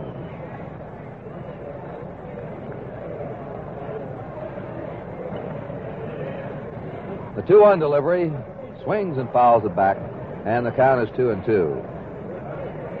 The fellow that has really impressed us has been this young Cardinal catcher, McCarver. Not only the way he's hit, but the way he handles his pitchers. Got a great glove behind the plate, and he can run for a catcher. He is no liability on the bases. He went from first to third in the second inning and really scooted over there. The 2-2 pitch, foul back again. Finding a catcher who can run is always a difficulty in baseball. Of course, one of the greatest in that department was Mickey Cochran, who used to hit up third in the A's lineup. The 2-2 delivery is a pop-up right in back of the plate. McCarver rips off the mask, is under it, and takes it. And there's an easy 1-2-3 inning for Curt Simmons. And so the score at the end of 5 is a tie. St. Louis won, and the Yankees won. Men, wouldn't you like to start the day with the best shave in the world? The quickest, easiest shave a man can get? Well, here's how. All you need is hot water, lots of it. Then the shaving cream that super saturates your beard throughout your shave. Extra rich Gillette Foamy. America's only leading shaving cream that cleanses your skin with K34 hexachlorophene antiseptic while you shave. And to look sharp and feel sharp, use the Gillette stainless steel blade. Gillette guarantees you the best first shave of your life and more superbly comfortable shaves every blade than with any other. Or your money back from Gillette. Clean, close shaves, blade after blade after blade. And for a perfect ending, Gillette's crisp new Sun-Up. Smells better, feels better. Splash on a dash, and believe me, you've put on a happy face. Matchless shaving comfort from Gillette, the people who know men best. Right now, we pause 30 seconds for station identification. When it comes to borrowing money from GFC, it really is just as easy as it sounds. All you do is call GFC's Friendly Bob Adams at Main 14242. Friendly Bob arranges your loan right on the phone in minutes. If you're a working man or woman, get from $25 on up to $2,000 that fast and easy way. Why fret over money problems a minute longer? Call Main 14242 GFC and talk to Friendly Bob Adams. KMOX, KMOX-FM, St. Louis, your World Series station. This is Curt Gowdy with Harry Carey from Yankee Stadium. At the end of 5 innings, Game 3 of the World Series, Cardinals have 1 run, 3 hits, and no errors. The Yankees have 1 run, 2 hits, and 1 error. And here in the 6th inning, Lou Brock, Bill White, and Ken Boyer will be up for the Cardinals. They're number 2, 3, and 4 hitters. Brock has popped up and grounded out. Jim Bouton's pitch to the left-handed batter is a swing and a miss on an overhand curve. Strike 1. Right now, Shannon has been the leading hitter in the, McCarver, leading hitter in the series for the Cardinals. There's a bounding ball, 2 hops to second. Richardson plays his shoulder high, flips to first, and there's 1 away. 67,101 is the announced paid attendance at today's game. Here's Bill White, and he's probably wondering, when am I going to get my first base hit? He's gone 0 for 9 now. He's lined to left, and he's flying to left. And, of course, he's a big man in that Cardinal batting order. He knocked in over 100 runs. He's hitting number 3, and a fellow like this can really help your attack when he sticks in those hits, especially with some power. But so far, White has failed to hit. Playing him toward right, and he takes a curve high for a ball, 1-0. Ken Boyer on deck. So right now, Bouton is facing the 2 power guys in the Cardinal lineup. This game is tied 1-1, 6th inning. The pitch to White, swings and fouls a fastball back out of play. 1 ball, 1 strike. Bouton was jamming him inside. 1-1 to Bill White. Bouton has struck out 1. He's walked 1. Sometimes he can be erratic with his control, but he's had it today.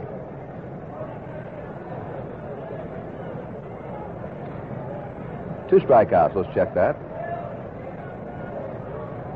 1 ball, 1 strike. 1 out for the Cardinals. Nobody on here in the 6th inning.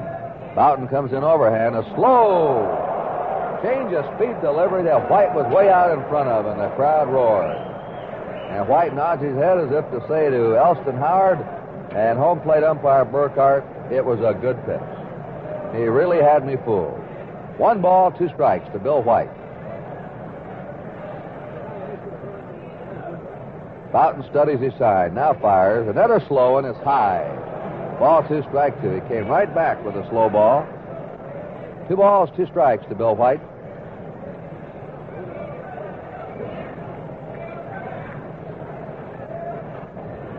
Game tied 1-1, top of the 6th inning. Here's the pitch. There's a big bounding ball hit to third. Up goes Cletus Boyer. Throws, and it's not in time. And there's the first base hit of the series for Bill White. A big chopper that Cletus Boyer had to climb high in the air for. And by the time he came down, he hesitated momentarily. I think he was undecided whether to go ahead and throw or not. He finally flipped it over there, but too late. White can run. Cardinals now have 4 hits. The Yankees have 2 hits, and the batter is Ken Boyer, who's popped up and flied to center. Boyer now has 1 hit in 9 times in the series.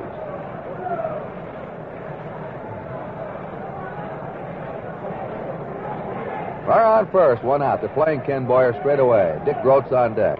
He swings, sends a drive to deep left. Tommy Tresh going back, reaches up and grabs it right on the edge of the warning path in left center. Fires into the shortstop Linz as Bill White scurries back to first base.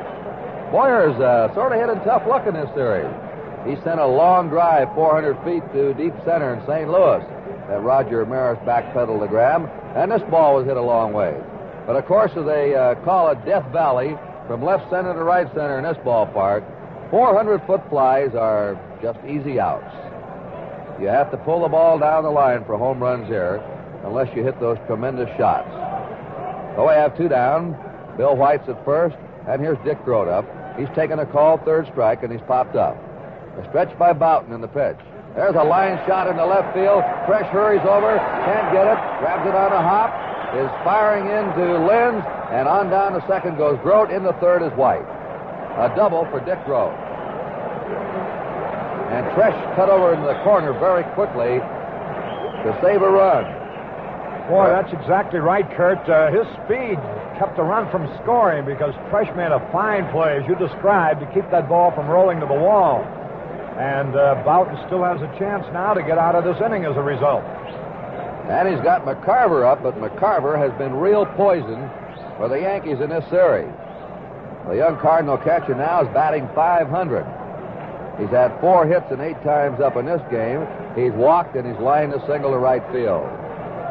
He's been pulling that ball. He hit 2 doubles in the right center, or a double and a triple in St. Louis. Line drives in right center. And the ball he hit in the 5th inning was a sharp line drive to right that Mantle let get away from him. Runners on second and third for St. Louis, 2 down. They're going to put him on with first base open, a left-handed batter. They'll play to percent. This will give him a force out at any base, and also Boughton will then pitch to the right-hander Shannon, who stung the ball today. There's ball 2. Here's ball 3 coming up. And now ball 4. And there goes young McCarver down to first base. The Cardinals have the bases loaded, 2 outs. The game is tied 1-1. Here's Mike Shannon. He's single to center. He's lined out to right.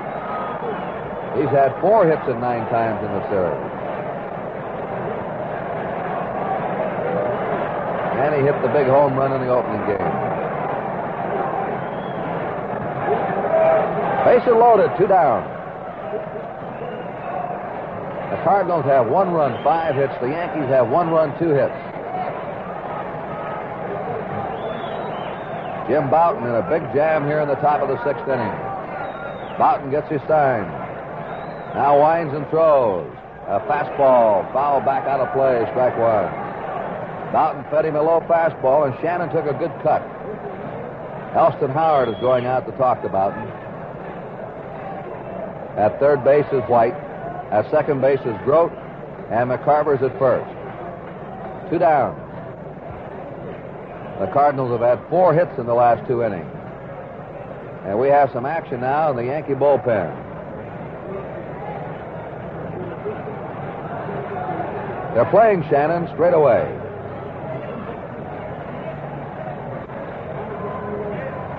Here comes the pitch.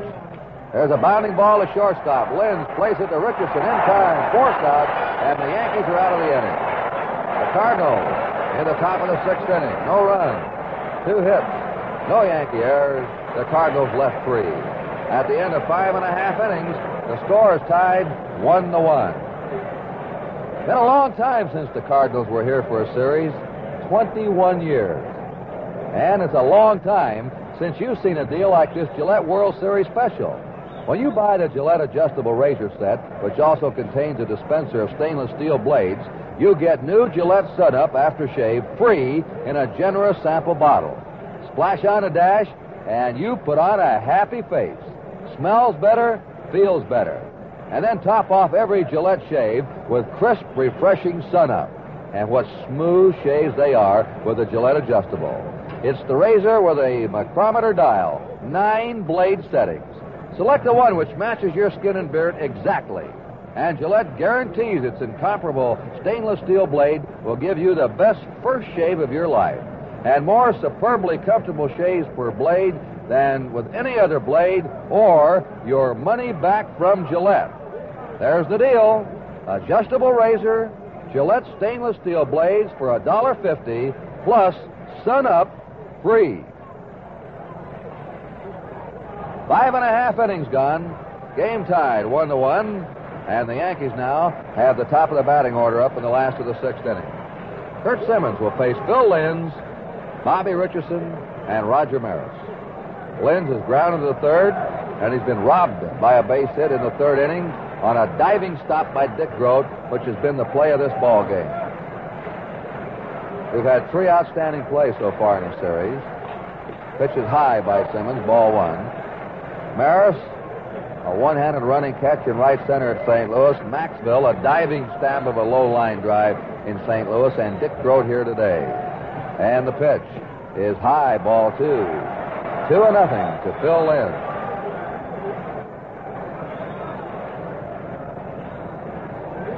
Simmons has allowed only 2 hits, and both came in the 2nd inning when the Yankees scored their run.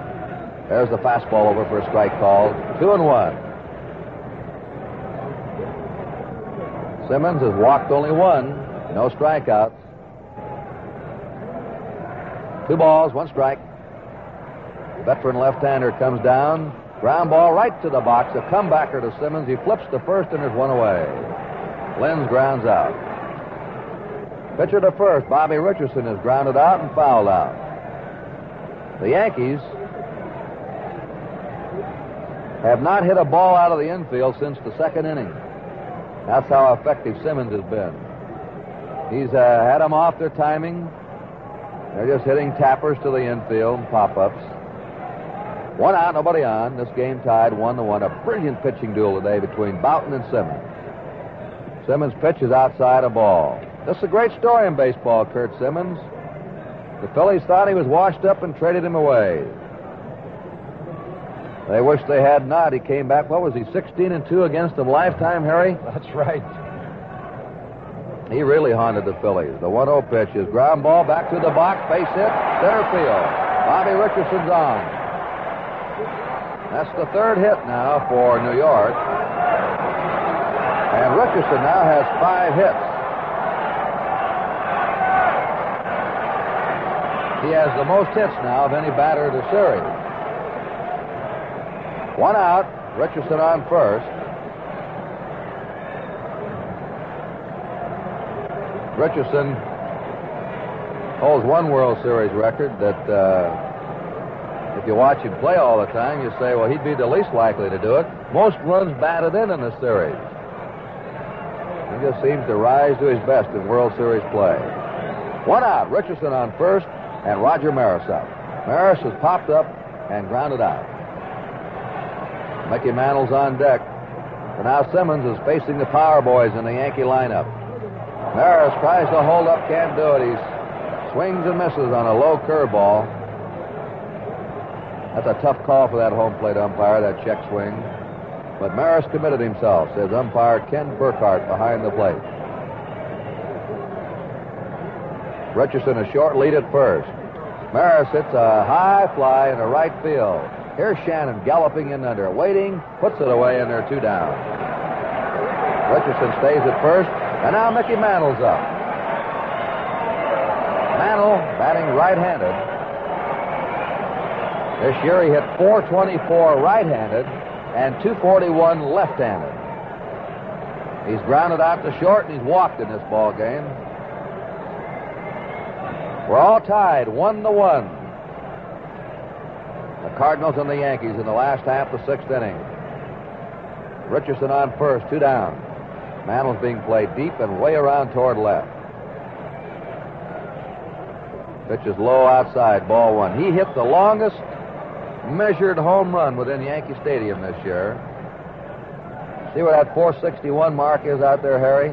Yeah. That ball sailed over that, way back up on the bleachers. A 500-foot home run. Pitch is low, ball 1. Of course, he's hit some of the most famous home runs in baseball. And when you look up, nobody's ever hit a ball out of Yankee Stadium, Harry. And down the right field line, off Pedro Ramos, he hit the facade of the roof in right field and missed by a couple of 3 feet, hitting it over the roof. Pitch is low inside for ball 3. 3-0. 2 down. Richardson on first. And Kurt Simmons is not giving Mantle anything to hit. Excuse me, Kurt. Earlier in the series, he swung with 3-0. Let's see if he does it again. All right. He's probably on his own. Here's the 3-0 pitch. He does. He lines it into right field for a base hit. Richardson is rounding second. He's coming on to third. Mantle's going into second, and the Yankees have runners on second and third. A double for Mantle.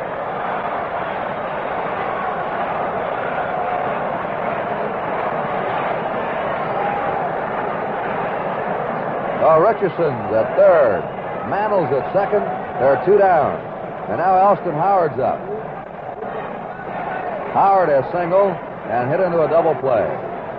The Cardinals have 1 run, 5 hits, and the Yankees have 1 run, 4 hits.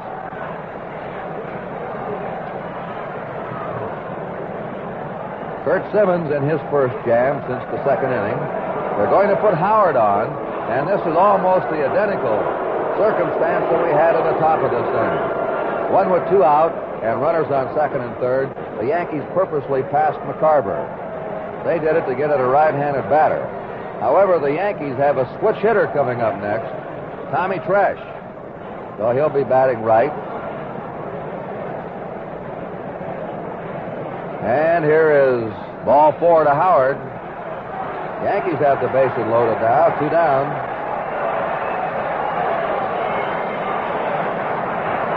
Richardson's at third. Mantle's at second.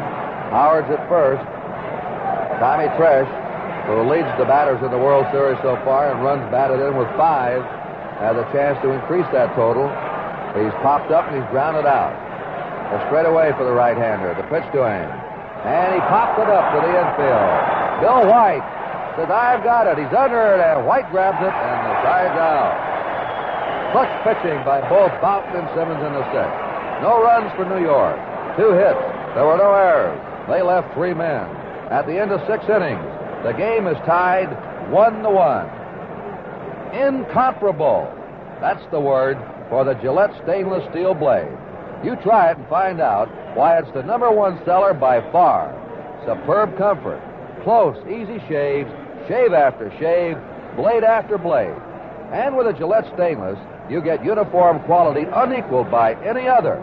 Gillette guarantees you the best first shave of your life and more superbly comfortable shaves every blade than with any other blade. Or your money back from Gillette. So get started today with that sensational Gillette stainless steel blade. We pause 30 seconds for station identification. What kind of money problems do you have? Medical and dental bills eating up the budget? Big car payments you'd like to cut in half? A whole pile of monthly bills got you snowed under? Well, the simple answer to all those problems is a phone number, Main 14242. Call and talk to GFC's friendly Bob Adams. Arrange in minutes for $25 on up to $2,000. KMOX, KMOX-FM, St. Louis, your World Series station.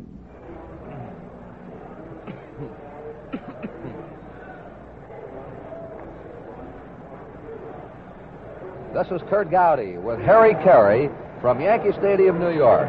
The third game of the World Series is tied. At the end of 6 innings, the St. Louis Cardinals have 1 run, 5 hits, and no errors. The New York Yankees have 1 run, 4 hits, and 1 error. The Cardinals have left 6.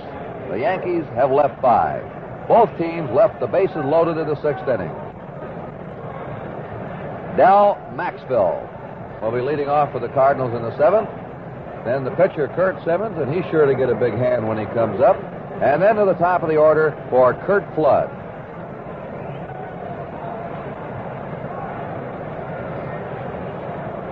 Maxwell has popped up and grounded out. The first pitch is high for a ball. 1 ball, no strikes.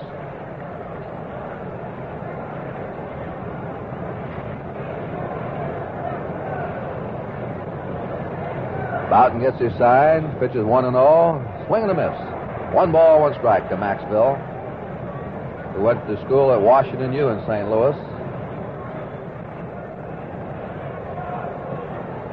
1 ball, 1 strike.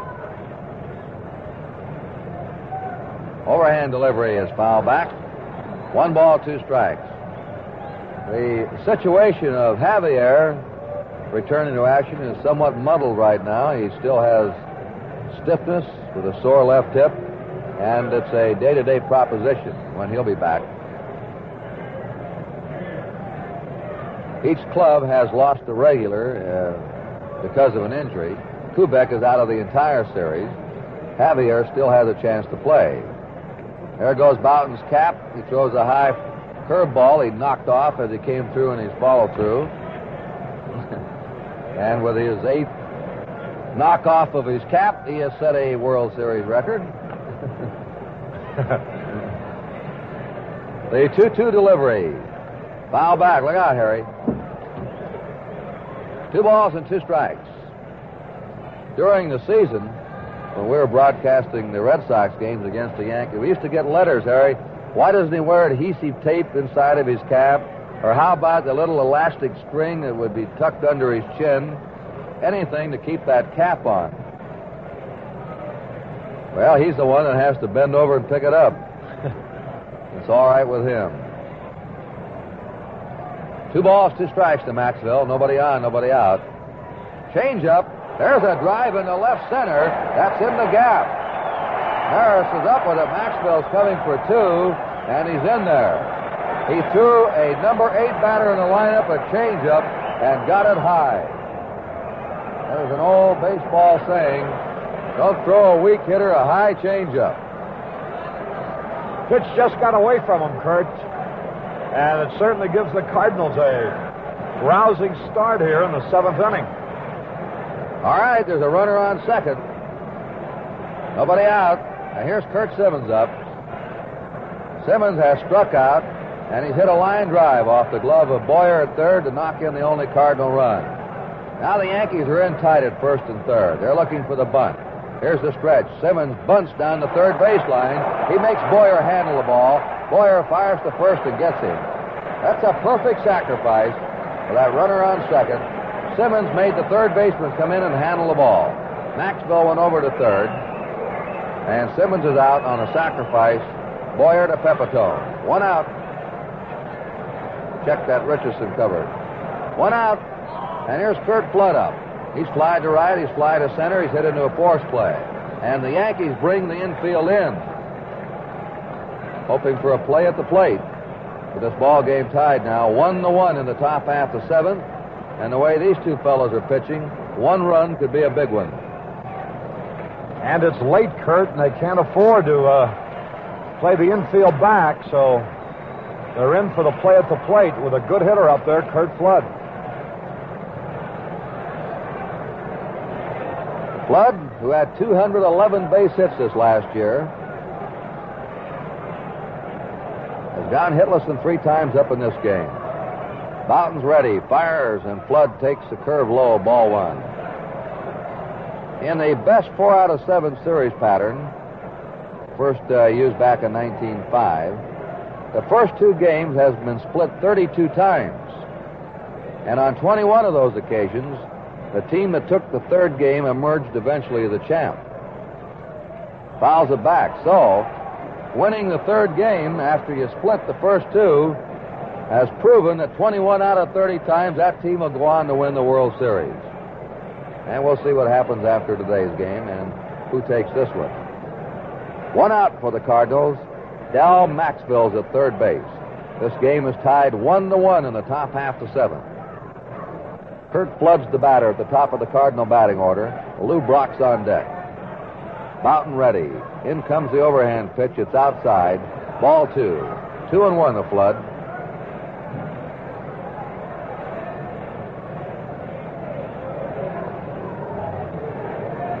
At infield, right on the edge of the infield grass.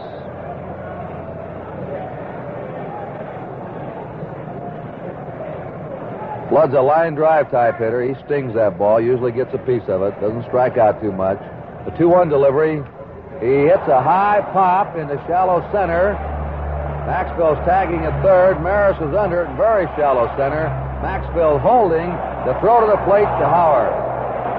He threw it on the fly, and Howard grabbed it one-handed. Boughton was backing up the catcher. So we have 2 down. There's a big out for Boughton. Lou Brock has popped up, grounded to short, and grounded to second. Left-handed batter. Well, so far, Boughton has really taken care of that top of the Cardinal batting order.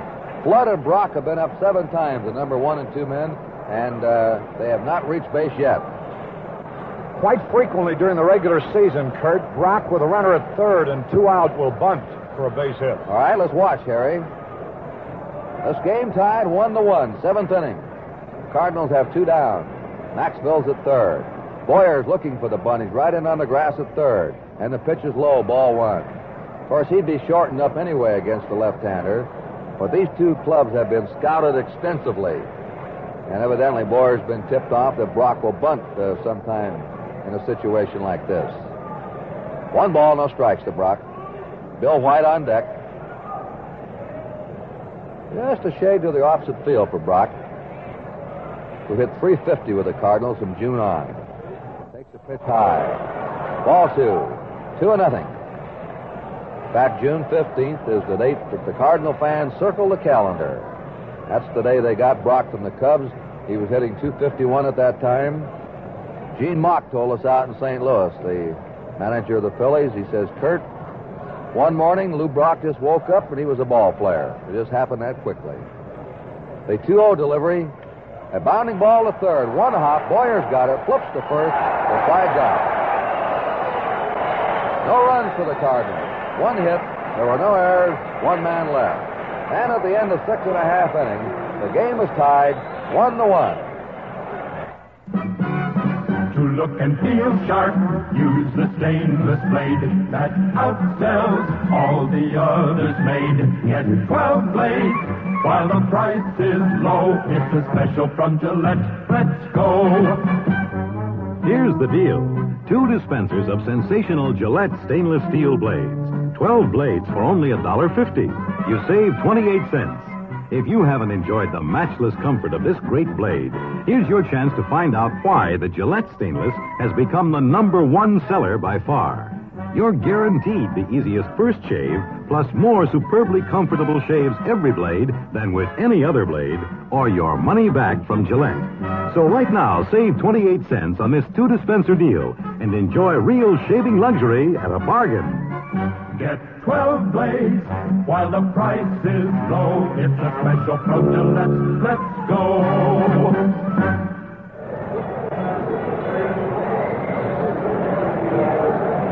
Well, we've had the 7th inning stretch at Yankee Stadium, and now the Yankees send up the bottom third of their order in the last half to 7th. Joe Pepitone, Cletus Boyer, and Jim Boughton.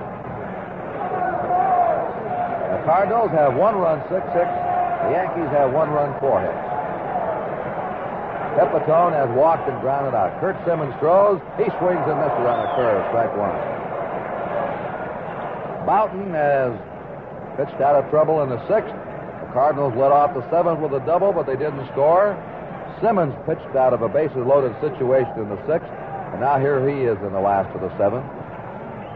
Pitches outside. This has been the best pitch game of the series, and to our way of thinking, the best one of the 3 so far. This has been a real beauty.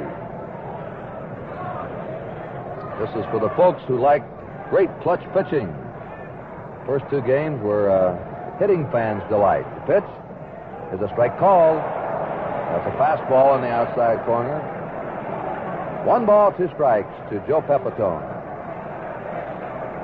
Playing Pepitone as a dead pull hitter to right, with the exception of the left fielder Lou Brock. Hit 28 home runs this year.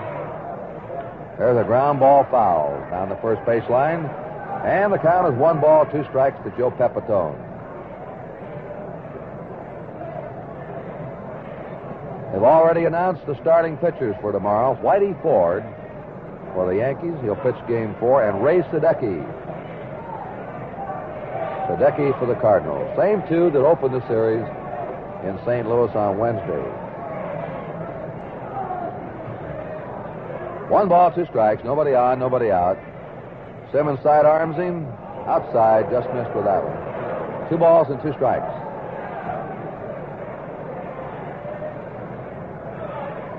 Simmons has walked 3 today, 1 intentional. He has not struck out a batter. He's allowed only 4 hits. There's a pop-up by Pepitone. Bill White over in foul ground by the Yankee dugouts under it and squeezes it for the first out. 1 away. Cletus Boyer has doubled the left, grounded out to third. And he knocked in the Yankee run in the 2nd with a double to left field.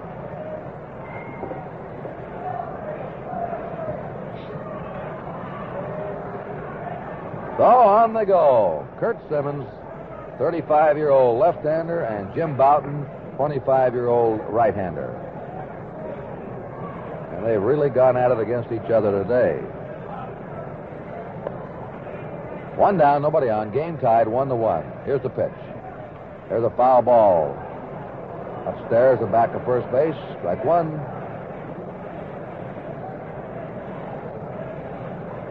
See, Gussie Bush, the owner of the Cardinals, he's over there by the Cardinal dugout in the front row, and he has his arms resting on the rail with his chin buried in his hands, intently watching the play.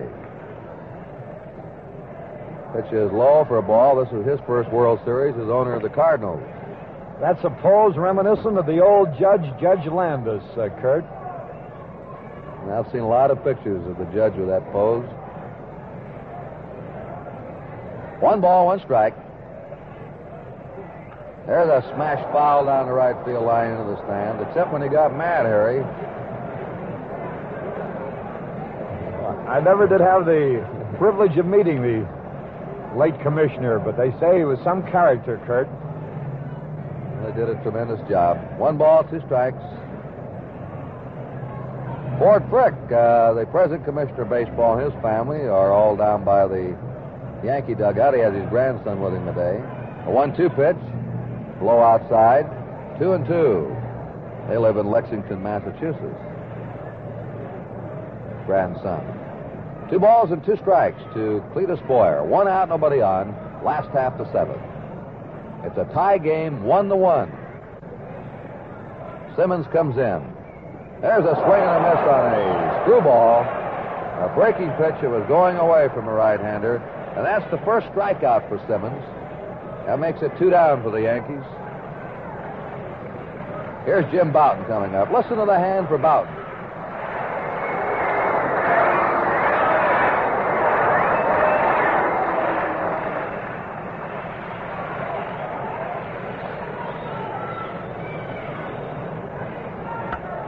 Boughton is flied to left and fouled out.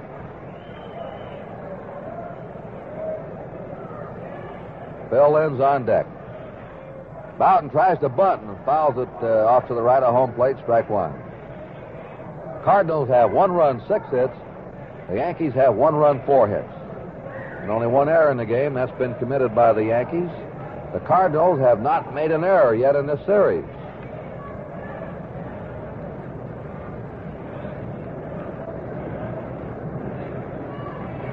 No balls, 1 strike. And he tries to bunt again and misses. Strike 2 to Boughton. 0-2. The Cardinals in their 8th inning will have White, Boyer, and Groth, the middle of the order up. 2 strikes to Jim Boughton. 2 down, nobody on. Boughton's being played to the opposite field. Here's the pitch by Simmons. Try to tease him with a bad one. It's outside. 1 ball, 2 strikes. When Simmons helped pitch the Phillies to the 1950 pennant, he was called into the military service. The 1-2 delivery. There's a fly ball hit to left fielder Brock. He waits right in his tracks and grabs it, and the sign's out 1-2-3. At the end of 7 innings, the score here at Yankee Stadium is still tied 1-1. Well, Curt Simmons has been just about perfect today in the clutch. And on the subject of perfection, how would you like to get the perfect shave? The quickest, easiest, cleanest shave of your life? Well, you can do it. Start off with hot water, plenty of it, and then make your whiskers even wetter with Gillette Foamy. It super saturates your beard. And Foamy is the only leading shaving cream with K34 hexachlorophene antiseptic that cleanses your skin as you shave. Next, the incomparable Gillette stainless steel blade. Gillette guarantees you the best first shave of your life, so effortless you can hardly believe a blade is touching your face. And more just like it, every blade, than with any other. Or your money back from Gillette. And for a happy ending, top off that shave with Gillette's new Sun Up Aftershave. Smells better, feels better, manlier. All from Gillette, the people who know men best. We pause 30 seconds for station identification.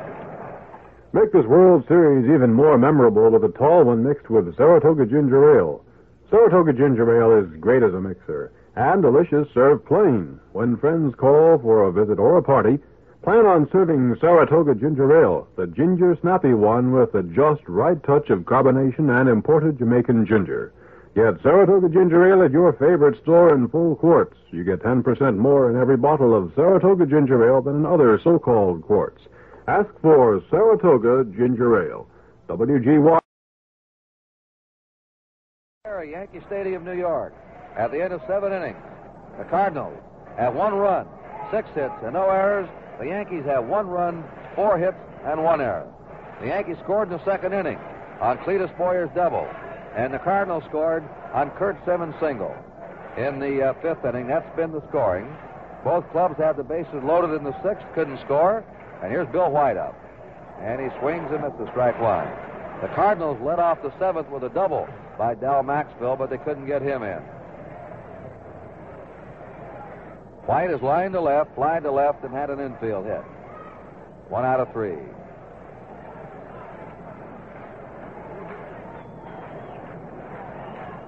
No balls, 1 strike. Jim Boughton overhands him. There's a changeup, wrapped sharply to second. Up with it is Richardson. Throws to Boughton covering as Pepitone was pulled off the bag. Pepitone thought he might have a chance at that grounder. He left the bag, and Boughton had to come over to cover. That Richardson has a beautiful pair of hands. Quick, sure with him. He's been the premier second baseman in the American League.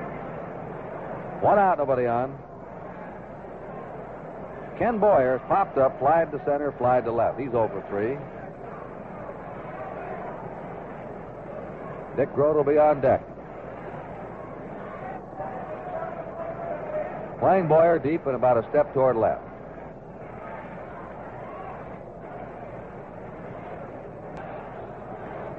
Boughton's had good control today. It's been one of his secrets. Strike call. With the stuff he has, the natural stuff, any day you catch him with his control, you're in for trouble. He has walked 2, but 1 intentional, and he has struck out 2. Pitch is low. 1 ball, 1 strike.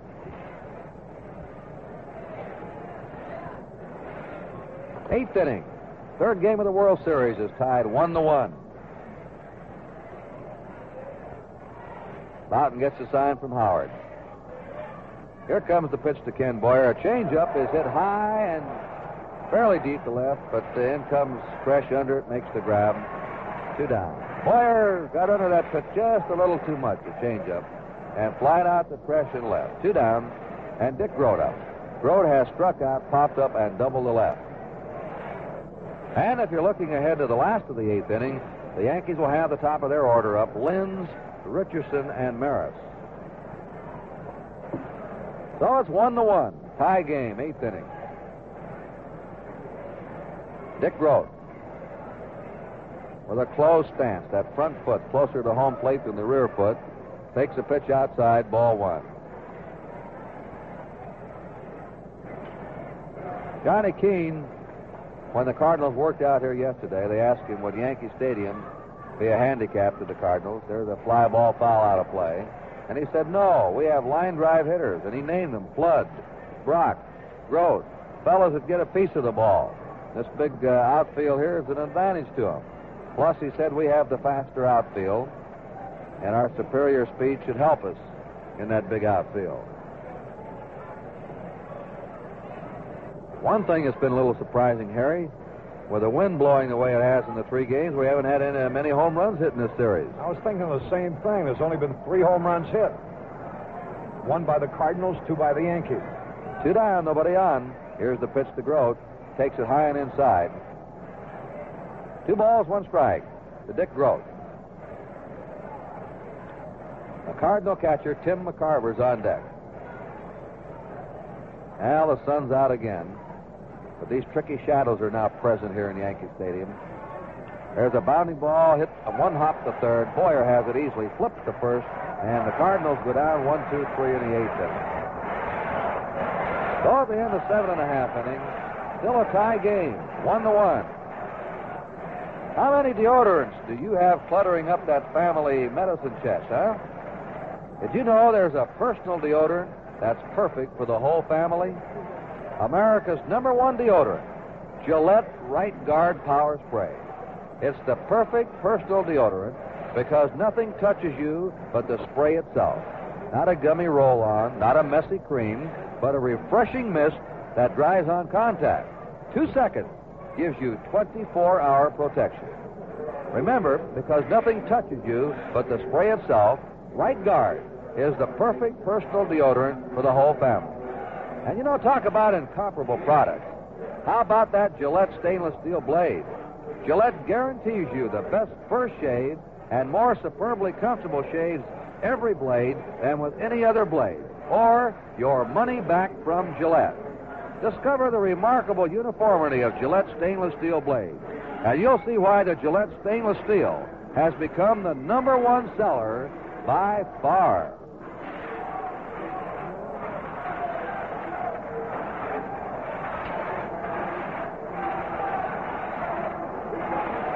Well, they're starting that rhythmic clapping in Yankee Stadium. Bill Linz leading off. Last half of the 8th inning. The game tied 1-1. Simmons and Boughton have been wearing them on their watch chains today. Linz has gone 0 for 3, and Kurt Simmons' first pitch is in there for a strike call. Linz is grounded to third, grounded to short, tapped out to the pitcher. Cardinals have out-hit the Yankees 6-4.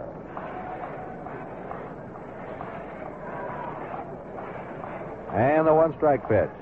There's a fly ball, hit the deep center. Back goes Kurt Flood. He's under it out there in the brilliant sunshine. Makes the catch, and there's 1 away. Cardinal fans, don't worry about Flood when that ball's hit in the air out there. He can go get him. 1 out, nobody on, and Bobby Richardson up. Richardson is grounded out, fouled out, and single to center.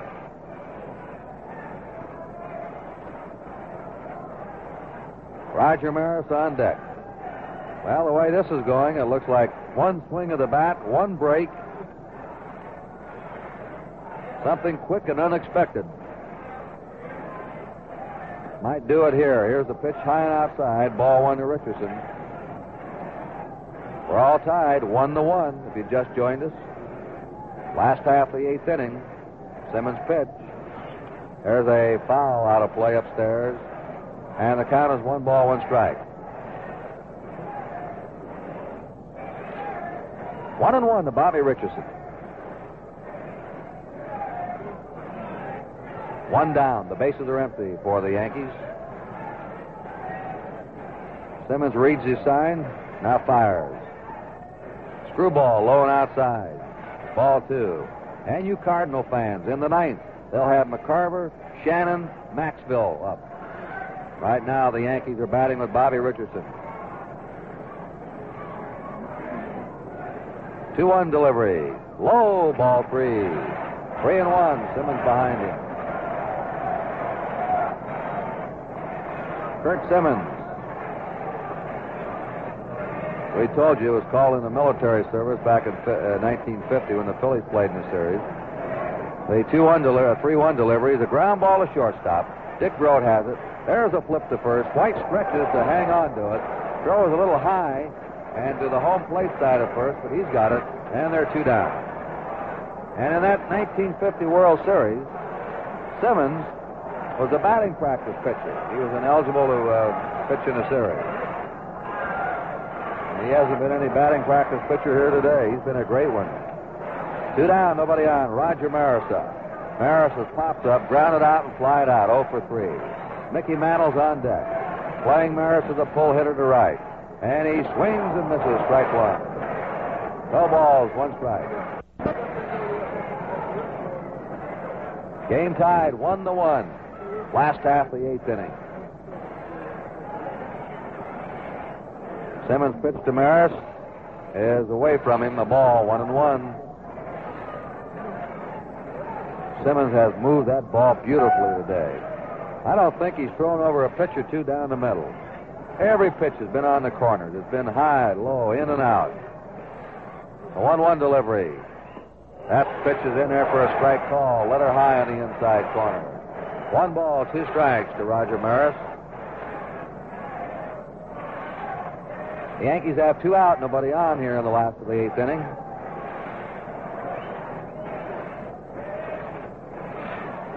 Simmons takes the sign. Here's his one. Now Starson steps off the rubber. Ready again now. A 1-2 pitch to Maris. Low outside. That one didn't miss by too much. 2 balls, 2 strikes. We're 2 down and nobody on. Bill White is really guarding that first base line. He doesn't want a ball to go by him and into the corner for extra bases with 2 outs. So he's right on top of first base against the left-handed batter, Maris. The 2-2 pitch fouls it back, and the count is 2-2 to Maris.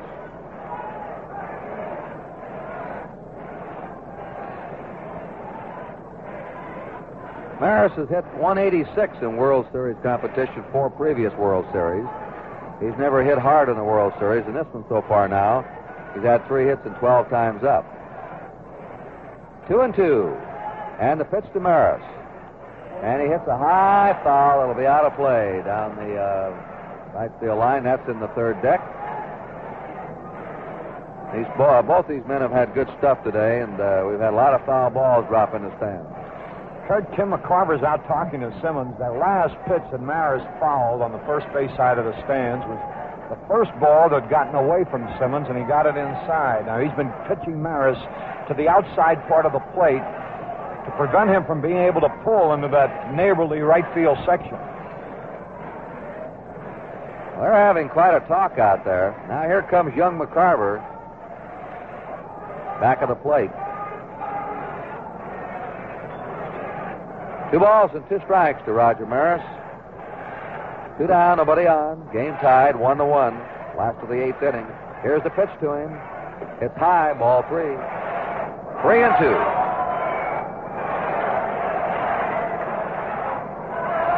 He had him 1 ball, 2 strikes. Now it's a full count.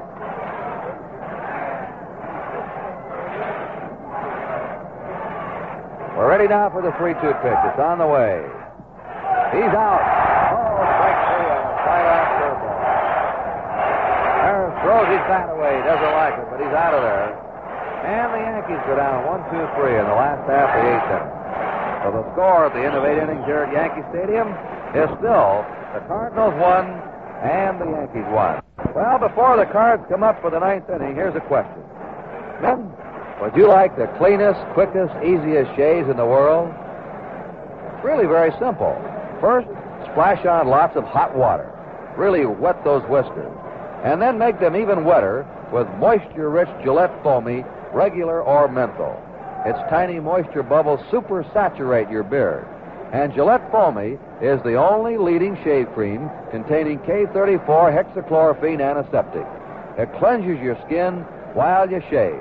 Now, for the easiest first shave of your life, slip an incomparable Gillette stainless steel blade in your Gillette adjustable razor. And discover why this blade has become the #1 seller by far. Gillette guarantees you more superbly comfortable shaves every blade than with any other blade, or your money back from Gillette. And every shave can have a perfect ending. Splash on a dash of refreshing sun-up after shave. Smells better, feels better, manlier. Women like it too. Well, that's it for real shaving luxury. Foamy, Gillette stainless steel blades, and new sun-up after shave.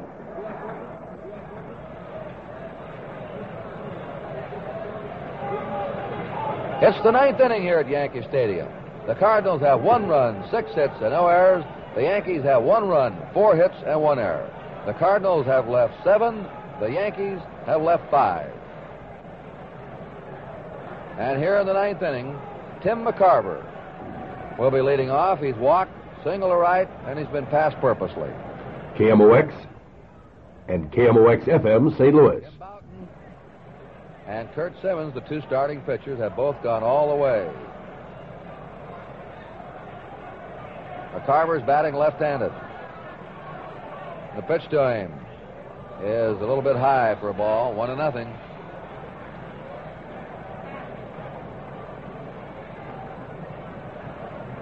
One ball, no strikes.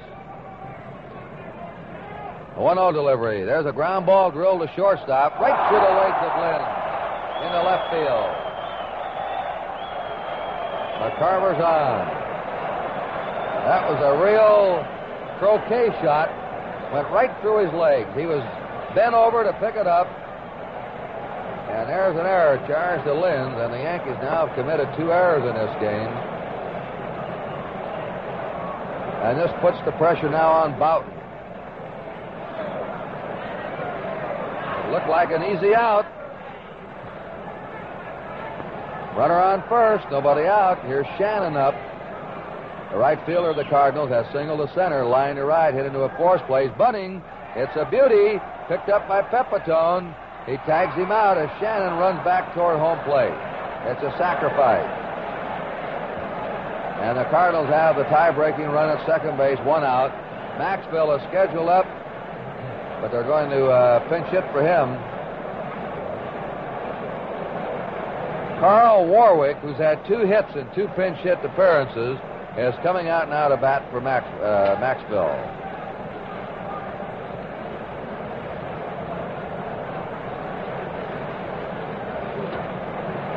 Kurt, Warwick had a fractured cheekbone and was out of action for several days at the end of the season. The Cardinals have a left-handed pinch hitter who's their specialist, Bob Skinner. But with first base open, manager Johnny Keane is not going to use Skinner in a spot where you would waste him, because undoubtedly the Yankees would intentionally pass Skinner should he go up there. So they send Warwick, who at least will have a chance perhaps to get the base hit that could give the Cardinals the lead. Harry, trying to put my glasses on and watch that Cardinal bullpen. I don't see anyone warming up out there. Maybe someone was earlier that we haven't spotted. It's out of our view where the pitcher warms up. There's a delivery high for ball 1.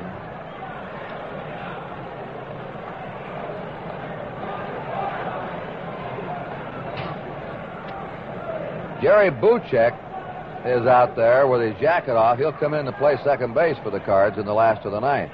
Low outside, ball 2. 2-0 now to pinch hitter Carl Warwick. Tim McCarver's at second. 1 out. This game is tied 1-1 in the top of the 9th inning. Jim Bouton's probably wondering what he has to do to get some runs in the World Series. Last year, he was defeated 1-0 by the Dodgers, and today he's tied 1-1. So the Yankees have scored 1 run in 2 games that he's pitched in the World Series for him. 2 balls and no strikes. Right-handed batter Carl Warwick up. Pitch is high. Ball 3.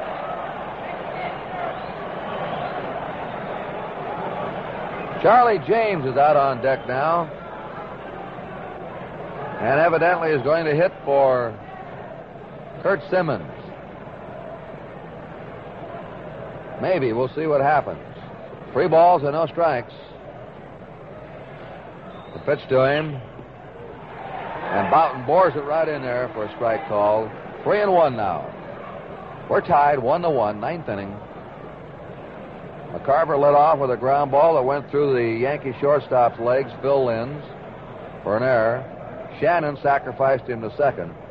Cardinals have done some great bunting in this series.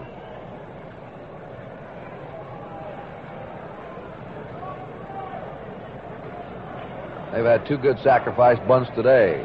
3 balls and 1 strike. The stretch and delivery. Ball 4. Now there are runners on first and second. Charlie James is on the on-deck circle, but it looks like Skinner's coming out. That's the spot that Johnny Keane was hoping for, Kurt. Now he's got a chance to use his best left-handed pinch hitter in the spot where they have to pitch to him. All right, here are the Cardinals making some moves in the 9th inning. Bob Skinner.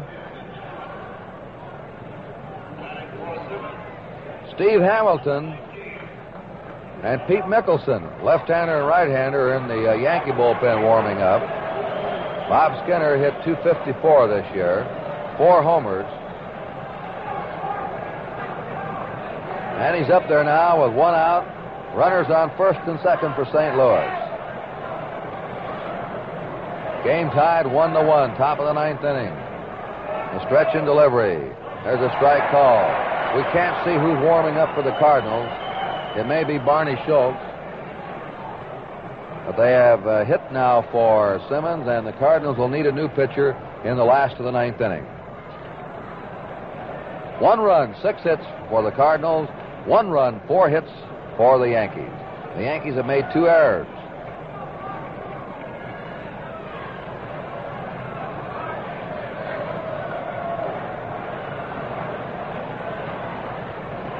Here's the stretch. A 1-strike pitch to the big left-handed batter. A high drive into deep right center. Roger Maris roaming back. He'll get under it. Makes the grab. McCarver's tagging at second and coming over to third. Good Bouton kept Skinner from pulling that one. He'd have pulled that one to right field. That would have been out of here. Long fly to deep right center. 2 down. Now here's Curt Flood. This is the top of the Cardinal batting order. Flood is fly to right, fly to center, hit into a forced play, and fly to center. He's gone 0 for 4. He's a right-handed batter. Runners now on first and third, 2 down. 1-1 ball game. The pitch is upside, a ball, 1-0. Bouton came in there with a fastball. 1 ball, no strikes. Lou Brock on deck. Bouton with a stretch. In comes the delivery. There's a little chopper. Tough chance to third. They have to let it roll. They would not have had a play on Brock as he topped the ball and hit a little chopper down the third baseline. Catcher Howard going out for it. In was Boyer, and I don't believe either one could have got Flood had that ball been fair, and McCarver could have scored. Boyer very wisely said, look, I don't have a play. Let's see what happens. He let it go, and it dribbled foul down the third baseline. They're playing Flood to pull. Linz is way over in the hole, giving Flood a lot of room to hit through around second base. 1 ball, 1 strike, 2 down. Cardinals have runners on first and third. This game tied 1-1, 9th inning. Here's the pitch to Flood. Takes it low, a ball. 2-1. Boughton has been tough in the jams today. He got out of the 6th with the bases loaded. The Cardinals led off the 7th with a double, and he pitched out of that one. And now here he is in the 9th with runners on first and third, 2 down. Tim McCarver's at third. Carl Warwick's at first.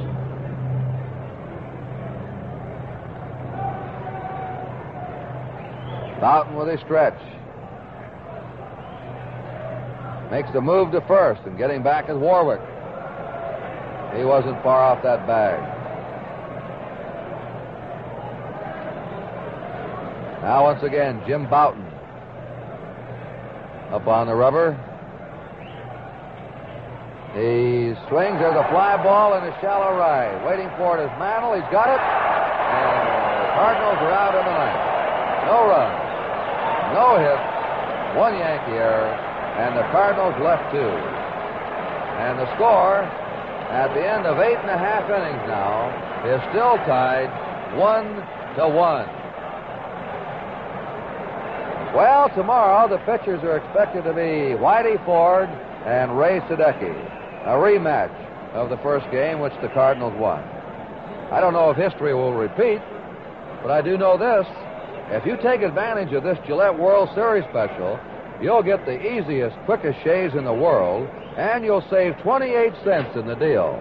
For just $1.50, you get 12 sensational Gillette stainless steel blades. Man, that's weeks and weeks of clean, close shave.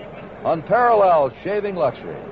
Gillette guarantees the best first shave of your life, and more just like it per blade than with any other blade. Or your money back from Gillette. Find out for yourself why it's America's #1 seller by far. Unmatched uniformity, blade after blade, dispenser after dispenser. 12 Gillette stainless steel blades for only $1.50. You save 28 cents. Don't let this Gillette World Series special get by. Well, Kurt, it's going to be Barney Schultz coming in relief. Kurt Simmons pitched a fine ball game. He allowed only 4 hits and 1 run in his 8 innings. And 38-year-old veteran Barney Schultz now will replace him. And the first man to face Schultz will be Mickey Mantle. Mantle, Howard, and Tresh. This is Game 3 of the World Series, and Barney Schultz has now pitched in every ball game. He saved the first game for the Cardinals. He wasn't as effective in the second game. They had to remove him.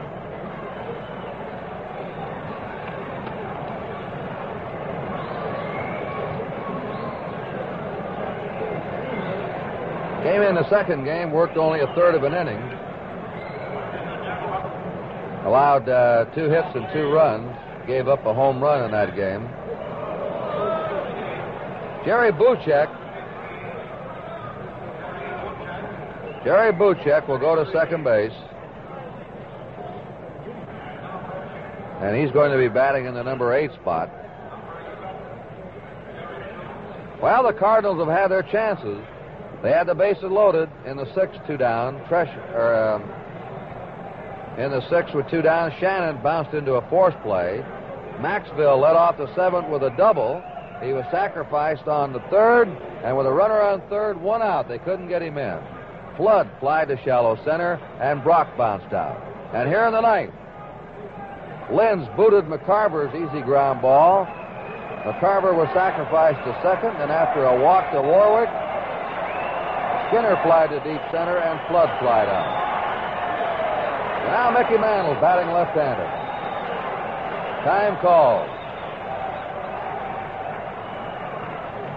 Johnny Keane wants to look at the batting order, the umpire, and I believe, let's see now, Ken Burkhardt is walking over toward the Yankees. There may be something in that Cardinal batting order. Buchek may be hitting 9th instead of 8th. He has his choice there. He can put the two men in the way he wants them. He might want to have Schultz batting 8th and Buchek 9th, which would give him an opportunity to use a pinch hitter for Schultz before he would have to for Buchek. So Burkhart's gone over to inform Berra something that Johnny Keane had ran out of the Cardinal dugout to talk to the umpire. Here's Mantle. He's grounded to short. He's walked. He's doubled to right.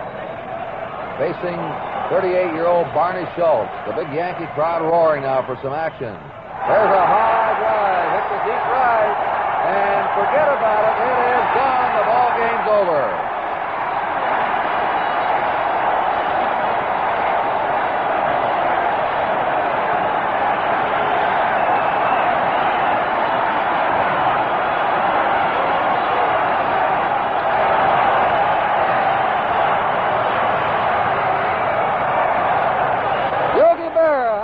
Pounding him on the back.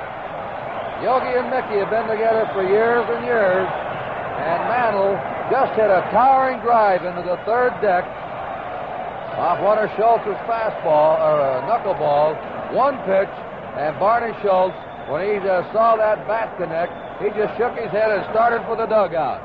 He knew it was gone. It was a patented Mickey Mantle drive, a towering home run that landed up in about the third or fourth row, the third tier in right field. And Mantle has just broken a World Series record. He now has hit 16 World Series home runs. He and Babe Ruth were tied with 15 apiece. And so, in a dramatic pitching duel, and then a dramatic home run by Mantle on the first pitch of the last of the ninth inning, the Yankees have taken the lead in the World Series 2-1. In the ninth, 1 run for the Yankees, 1 hit. And the line score, New York had 2 runs, 5 hits, and 2 errors. The Cardinals had 1 run, 6 hits, and no errors. The winning pitcher, Jim Bouton, going all the way, pitching brilliantly again. Didn't have many runs to work on, just like he did last year. But 3 times he pitched out of jams, and he had it when he had it in the clutch. The losing pitcher is Barney Schultz. Curt Simmons does not appear in the records as a winner or loss, but let's tip our hat to the 35-year-old Simmons, who held the Yankees to only 1 run over 8 innings before he was lifted for a pinch hitter in the ninth. There was a great ball game, and Harry Carey will wrap it up for you. Fine, Kurt. A tremendous ball game, as you say, and Barney Schultz made just 1 pitch, and it was all over. And so, with 1 pitch, a decision was reached that had required 8.5 innings of stalemate before it was decided.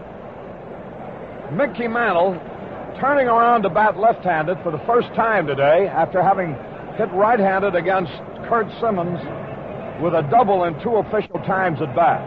The scoring was started by the New York Yankees in the second inning, when with 1 out, Elston Howard singled to center. After Tresh had fouled out for the second out, Joe Pepitone walked. Cletus Boyer fell in the hole with no balls and 2 strikes.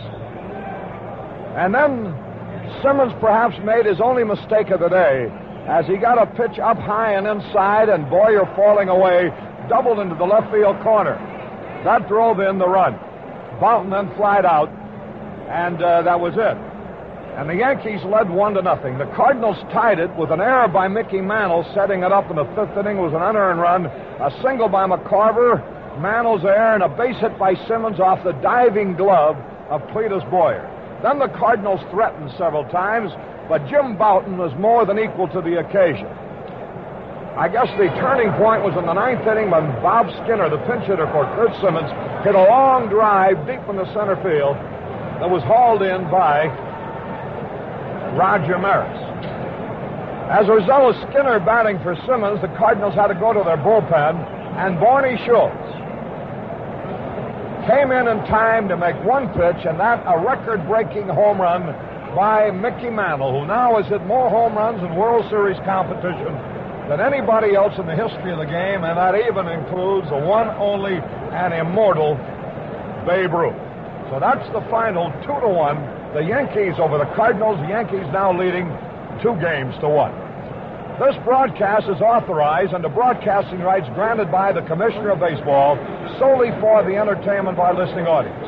And any publication, rebroadcast, or other use of the description and account of this game without the express written consent of the Commissioner of Baseball is prohibited.